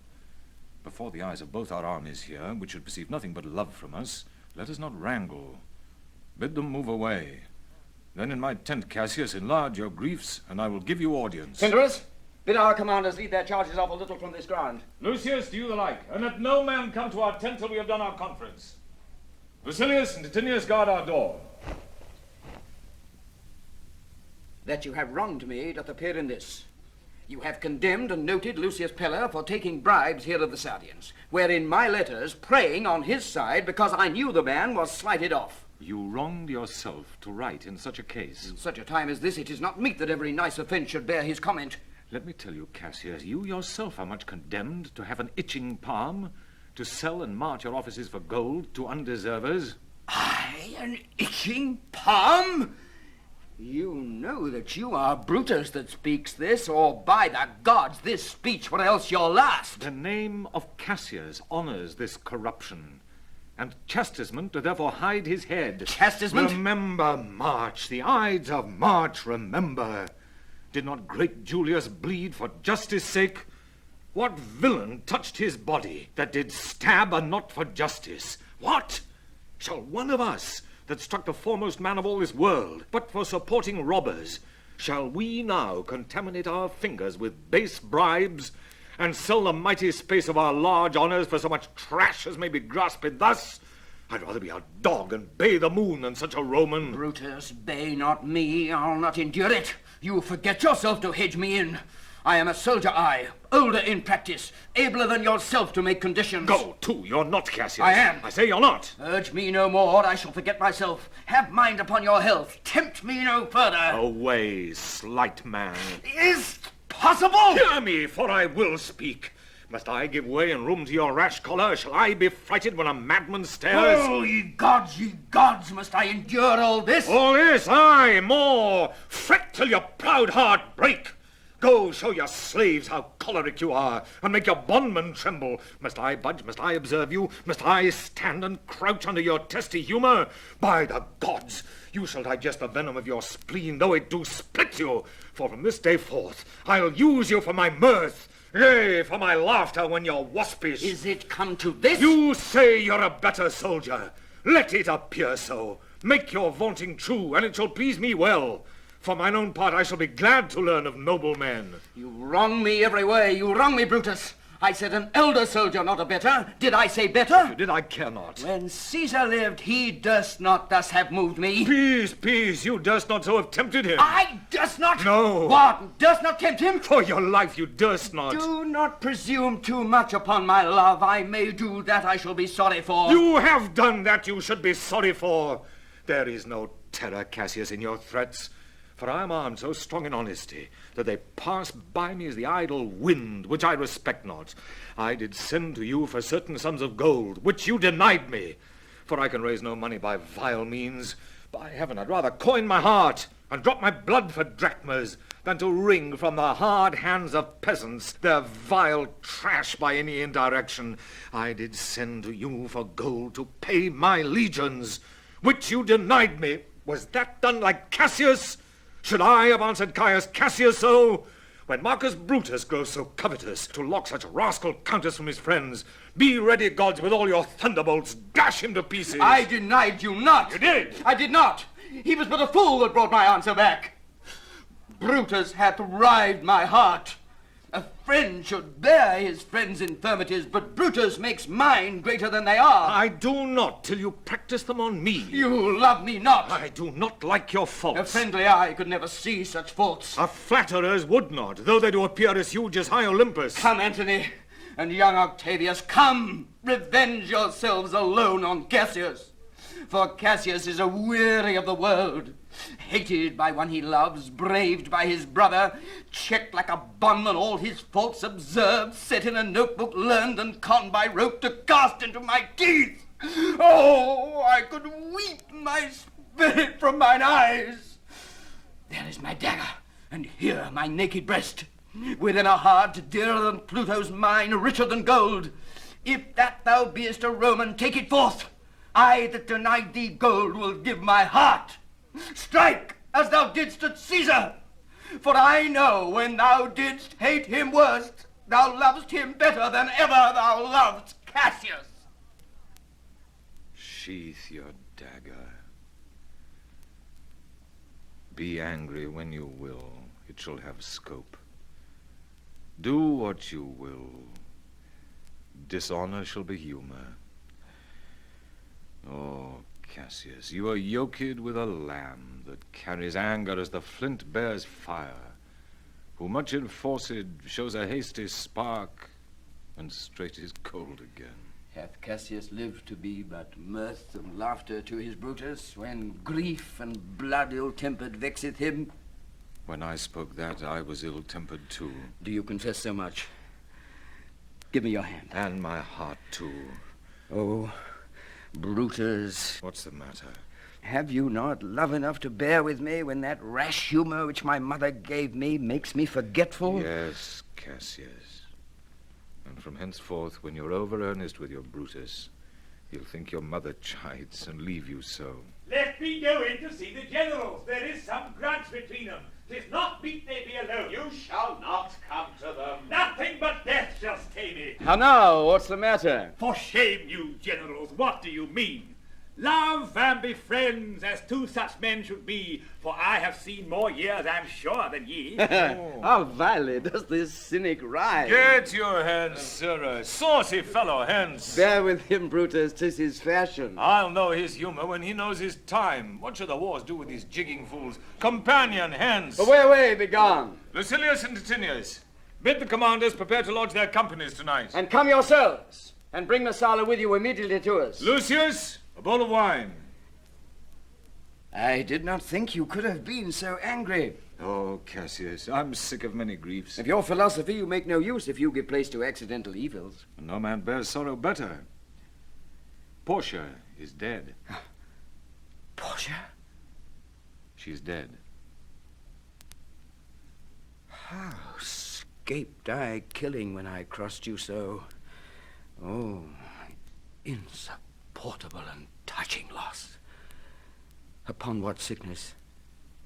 Impatient of my absence, and grief that young Octavius with Mark Antony have made themselves so strong. For with her death that tidings came. With this she fell distract, and her attendants absent, swallowed fire. And died so? Even so. Oh, ye mortal gods. Speak no more of her. Give me a bowl of wine. In this I bury all unkindness, Cassius. My heart is thirsty for that noble pledge. Fill, Lucius, till the wine oars swell the cup. I cannot drink too much of Brutus' love. Come in, Titinius. Welcome, good Messala. Now, sit we close about this taper here, and call in question our necessities. Portia, art thou gone? No more, I pray you. Messala, I have here received letters that young Octavius and Mark Antony come down upon us with a mighty power, bending their expedition toward Philippi. Myself have letters of the self-same tenor. With what addition? That by prescription and bills of outlawry, Octavius, Antony, and Lepidus have put to death 100 senators. Therein our letters do not well agree. Mine speak of 70 senators that died by their prescription, Cicero being one. Cicero one? Cicero is dead, and by that order of prescription. Well, to our work alive.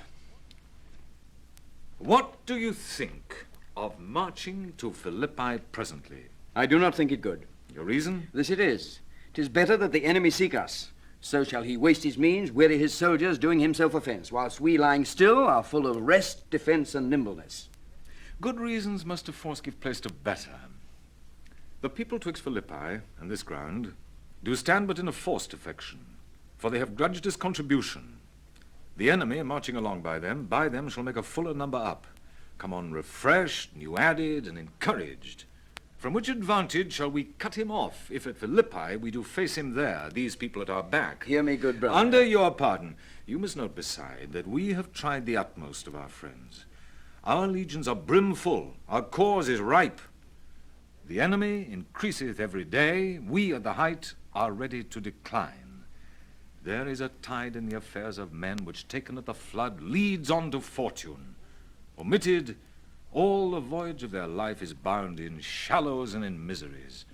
On such a full sea are we now afloat, and we must take the current when it serves, or lose our ventures. Then, with your will, go on. We'll along ourselves, and meet them at Philippi. The deep of night has crept upon our talk, and nature must obey necessity, which we will niggard with a little rest. There is no more to say. No more, good night. Early tomorrow we will rise and hence. Lucius, my gown. Farewell, good Messala. Good night, Titinius. Noble Cassius, good night, and good repose. Oh, my dear brother, this was an ill beginning of the night. Never comes such division between our souls. Let it not, Brutus. Everything is well. Good night, my lord. Good night, good brother. Good night, Lord Brutus. Farewell, everyone. Give me the gown. Where is thy instrument? Here in the tent. What? Thou speakst drowsily. Poor knave, I blame thee not, thou art o'erwatched. Call Claudius and some other of my men. I'll have them sleep on cushions in my tent.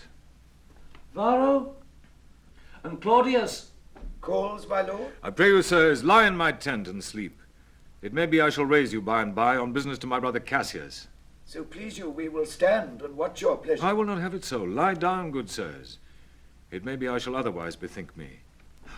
Look, Lucius, here's the book I sought for so. I put it in the pocket of my gown. I was sure your lordship did not give it me. Bear with me, good boy. I'm much forgetful. Canst thou hold up thy heavy eyes a while, and touch thy instrument a strain or two? Aye, my lord, and please you. It does, my boy. I trouble thee too much, but thou art willing. It is my duty, sir. I should not urge thy duty past thy might. I know young bloods look for a time of rest. I have slept, my lord, already. It was well done, and thou shalt sleep again. I will not hold thee long. If I do live, I will be good to thee.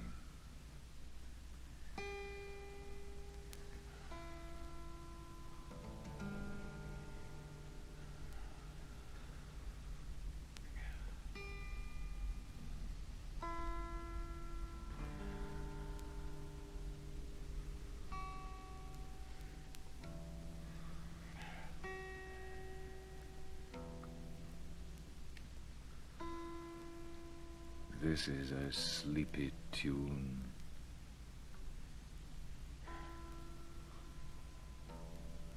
O murderous slumber, layest thou thy leaden mace upon my boy that plays thee music? gentle knave, good night. I will not do thee so much wrong to wake thee. If thou dost not, thou breakst thy instrument. I'll take it from thee. And good boy, good night. Let me see. Is not the leaf turned down where I left reading? Here it is, I think.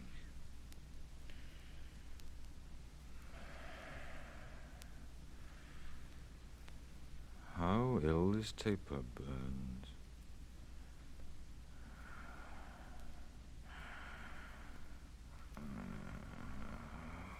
Who comes here?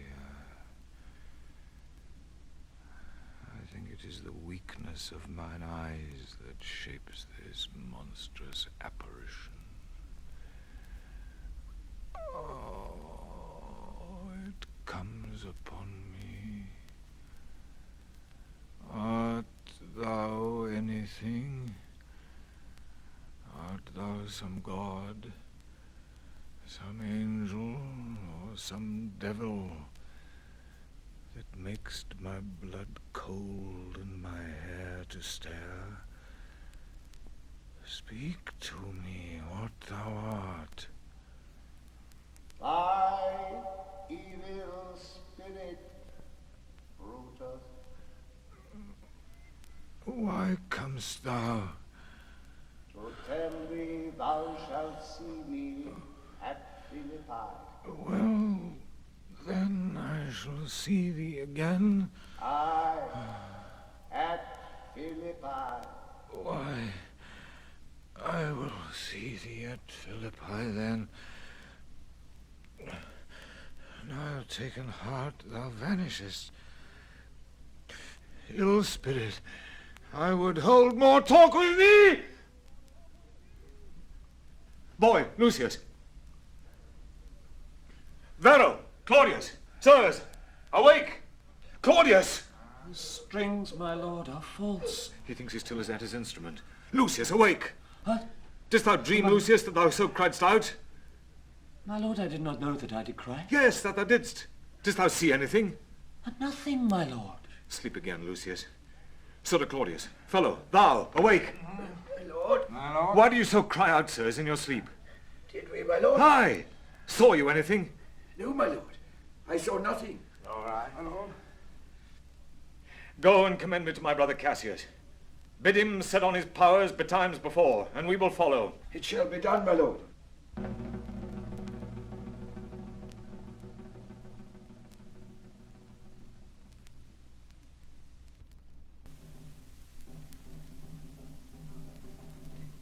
Now, Antony, our hopes are answered.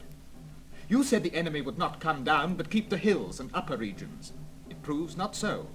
Their battles are at hand. They mean to warn us at Philippi here, answering before we do demand of them. Tut, I am in their bosoms, and I know wherefore they do it. They could be content to visit other places and come down with fearful bravery, thinking by this race to fasten in our thoughts that they have courage. But 'tis not so. Prepare, you generals! The enemy comes on in gallant show. Their bloody sign of battle is hung out, and something to be done immediately. Octavius, lead your battle softly on upon the left hand of the even field. Upon the right hand, I. Keep thou the left. Why do you cross me in this exigent? I do not cross you, but I will do so. They stand and would have parley. Stand fast, Attilius. We must out and talk.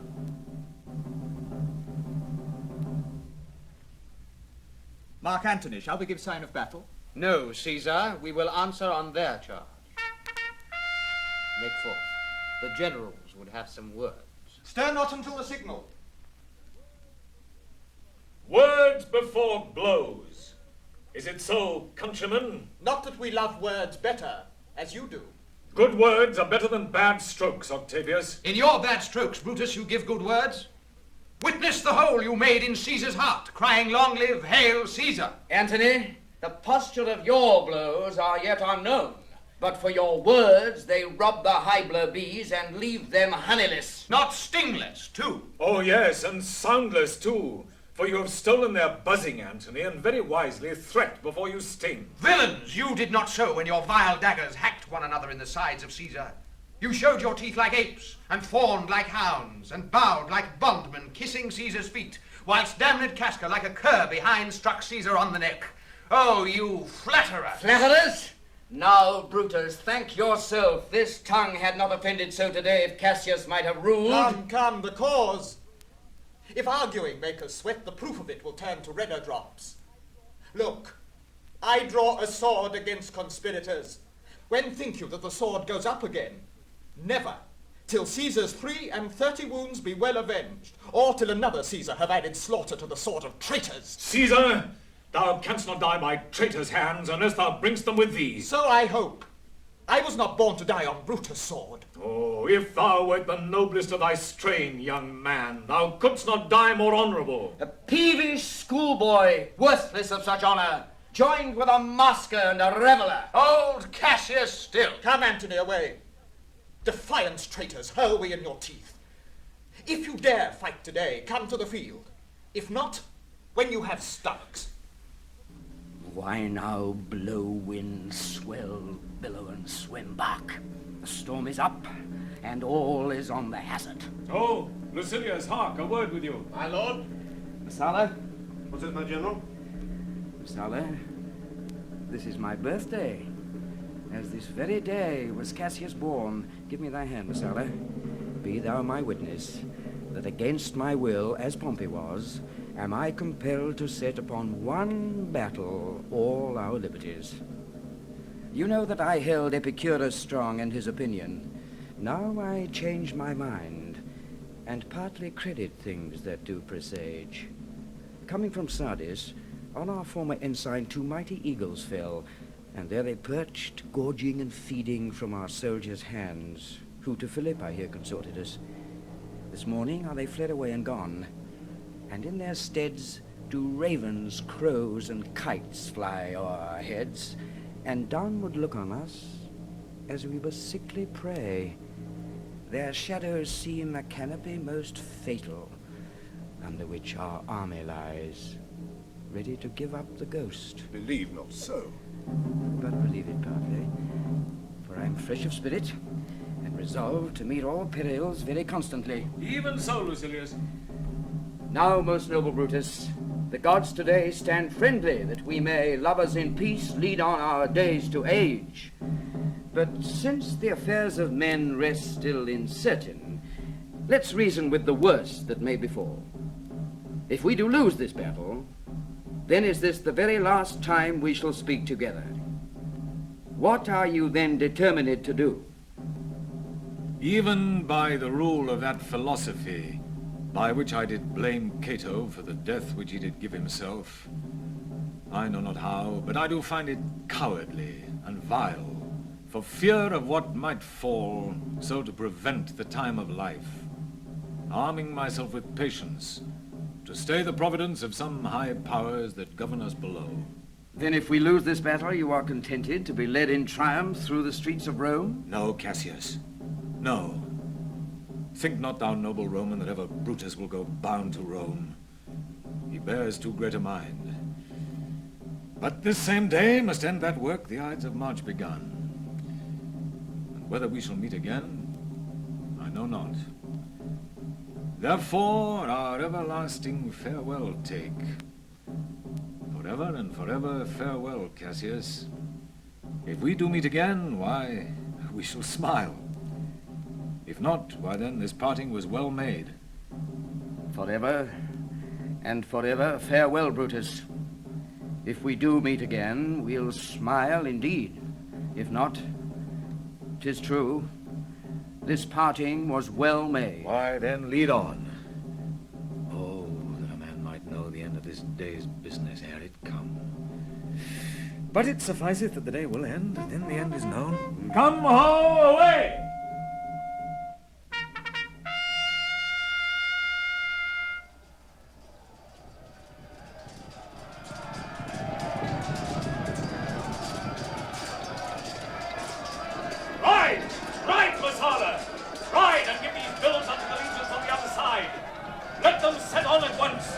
for I perceive but cold demeanour in Octavius' wake, and sudden push give them the overthrow.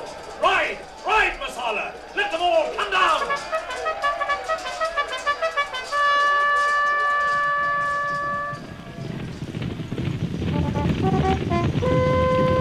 Oh, look, Titinius! Look! The villains fly! Myself have to mine own turned enemy. This ensign here of mine was turning back. I slew the coward and did take it from him. Oh, Cassius Brutus gave the word too early, who having some advantage on Octavius took it too eagerly. His soldiers fell to spoil, whilst we by Antony are all enclosed. Fly further off, my lord! Fly further off! Mark Antony is in your tents, my lord! Fly, therefore, noble Cassius! Fly far off! This hill is far enough. Look, Titinius. Are those my tents where I perceive the fire? They are, my lord. Titinius, if thou lovest me, mount thou my horse and hide thy spurs in him till he have brought thee up to yonder troops and here again, that I may rest assured whether yon troops are friend or enemy. I will be here again, even with a thought. Go, Pindarus, get higher on that hill. My sight was ever thick. Regard Titinius, and tell me what thou knowest about the field. This day I breathed first. Time is come round, and where I did begin, there shall I end. My life is run his compass. Sir, what news? Oh, my lord! What news? Titinius is enclosed round about with horsemen that make to him on the spur, yet he spurs on. Now they're almost on him. Now, Titinius! Now some light! Oh, he lights too! He's ta'en! And hark, they shout for joy! Come down! Behold no more! Oh, coward that I am to live so long to see my best friend ta'en before my face! Come hither, sir. In Parthia did I take thee prisoner, and then I swore thee, saving of thy life, that whatsoever I did bid thee do, thou shouldst attempt it. Come now, keep thine oath. Now be a freeman, and with this good sword that ran through Caesar's bowels, search this bosom. Stand not to answer. Here, take thou the hilts, and when my face is covered, as 'tis now, guide thou the sword. Caesar!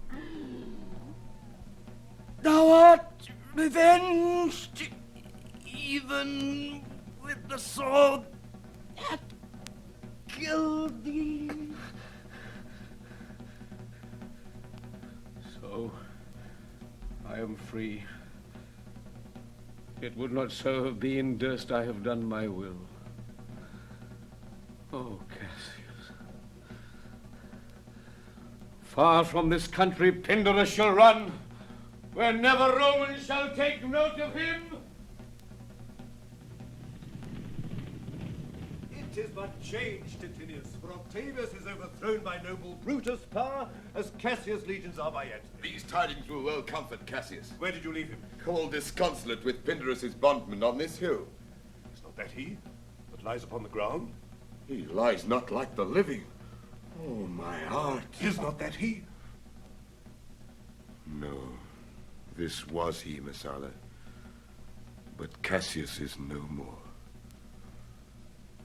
O setting sun, as in thy red rays thou dost sink to night, so in his red blood Cassius' day is set. The sun of Rome is set. Our day is gone. Clouds, dews, and dangers come. Our deeds are done. Mistrust of my success hath done this deed. Mistrust of good success hath done this deed. Oh, hateful error, melancholy's child! Why dost thou show to the apt thoughts of men the things that are not? O error, soon conceived, thou never comest unto a happy birth, but kill'st the mother that engendered thee. What, Pindarus? Where art thou, Pindarus? Seek him, Titinius, whilst I go to meet the noble Brutus, thrusting this report into his ears. I may say thrusting it, for piercing steel and darts in venom shall be as welcome to the ears of Brutus as tidings of this sight. Hie you, Messala, and I will seek for Pindarus the while. Why didst thou send me forth, brave Cassius? Did I not meet thy friends? And did not they put on my brows this wreath of victory and bid me give it thee? Didst thou not hear their shouts? Alas, thou hast misconstrued everything.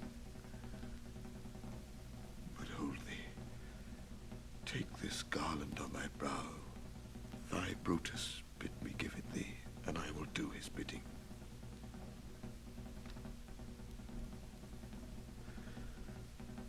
Brutus, come apace, and see how I regarded Caius Cassius. By your leave, gods, this is a Roman's part. Come, Cassius' sword, and find Titinius' heart.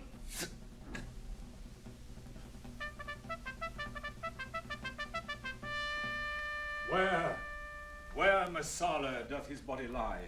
Lo, yonder, and Titinius mourning it. Titinius faces upward. He is slain. O Julius Caesar, thou art mighty yet.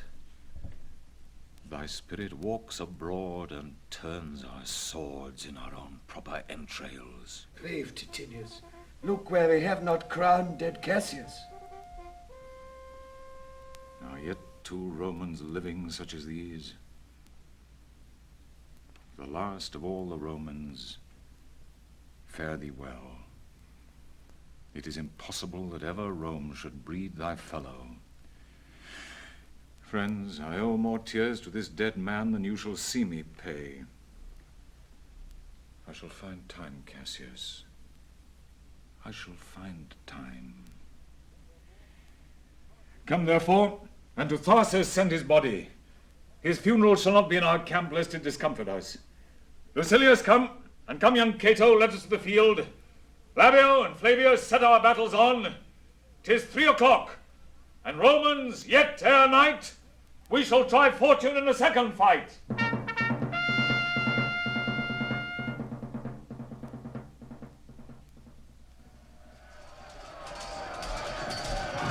Yet, countrymen, oh, yet hold up your heads. What master doth not? Who will go with me? I will proclaim my name about the field. I am the son of Marcus Cato. Ho! A foe to tyrants and my country's friend. I am the son of Marcus Cato. Ho! And I am Brutus, Marcus Brutus I, Brutus my country's friend. Know me for Brutus. Oh, young and noble Cato, art thou down? Why, now thou diest as bravely as Titinius, and mayst be honoured being Cato's son. Yield on that dice. Only I yield to die.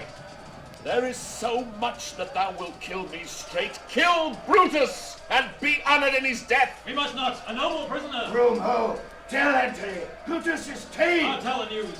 Here comes the general. Brutus is tame, my lord. Brutus is tame. Where is he? Safe, Antony. Brutus is safe enough. I dare assure thee that no enemy shall ever take alive the noble Brutus. The gods defend him from so great a shame. When you do find him, or alive or dead, he will be found like Brutus, like himself. This is not Brutus, friend, but I assure you a prize no less in worth. Keep this man safe. Give him all kindness. I had rather have such men my friends than enemies.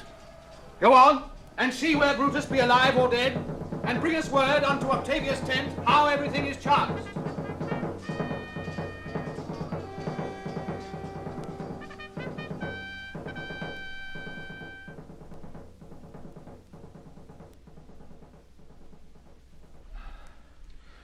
Come, poor remains of friends. Rest on this rock. Statilius showed the torchlight, but my lord, he came not back. He is or ta'en or slain. Sit thee down, Clitus. Slaying is the word. It is a deed in fashion. Hark thee, Clitus. What, I, my lord?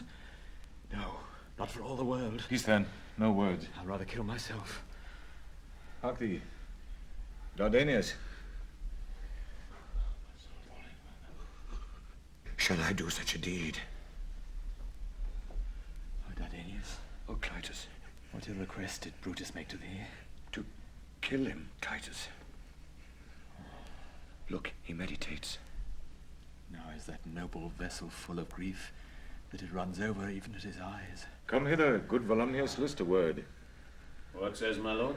Why this, Volumnius, the ghost of Caesar hath appeared to me 2 several times by night. At Sardis once, and this last night here in Philippi fields. I know my hour is come. Not so, my lord. Nay, I'm sure it is, Volumnius. Thou seest the world, Volumnius, how it goes. Our enemies have beat us to the pit. It is more worthy to leap in ourselves than tarry till they push us. Good Volumnius, thou knowest that we two went to school together. Even for that, our love of old, I prithee hold thou my sword hilts whilst I run on it. That's not an office for a friend, my lord. Fly, my lord! Fly! There is no tarrying here! Farewell to you, and you, Volumnius. Strato, thou hast been all this while asleep. Farewell to thee too, Strato. Countrymen, my heart doth joy that yet in all my life I found no man but he was true to me. I shall have glory by this losing day, more than Octavius and Mark Antony by this vile conquest shall attain unto. So fare you well at once, for Brutus' tongue hath almost ended his life's history. Night hangs upon mine eyes, my bones would rest, that have but labored to attain this hour. Fly, my lord! Fly! Hence I will follow. I prithee, Strato, stay thou by thy lord. Thou art a fellow of a good respect. Thy life hath had some smatch of honour in it. Hold then my sword, and turn away thy face while I do run upon it. Wilt thou, Strato? Give me your hand first. Farewell, my lord. Farewell, good Strato.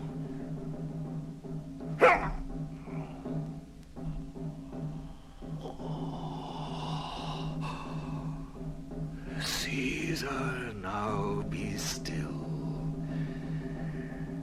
I killed not thee with half so good a will.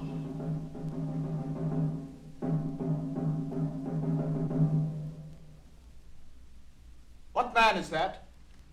My master's man. Strato, where is thy master? Free from the bondage you are in, Messala. The conquerors can but make a fire of him. For Brutus only overcame himself, and no man else hath honour by his death. So Brutus should be found. I thank thee, Brutus, that thou hast proved Lucilius' saying true. All that serve Brutus, I will entertain them. Fellow, wilt thou bestow thy time with me? Aye, if Messala would prefer me to you.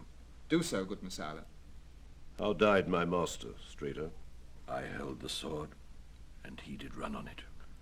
Octavius, then take him to follow thee that did the latest service to my master.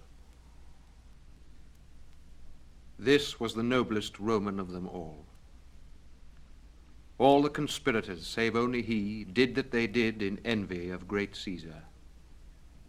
He only, in a general honest thought and common good to all, made one of them.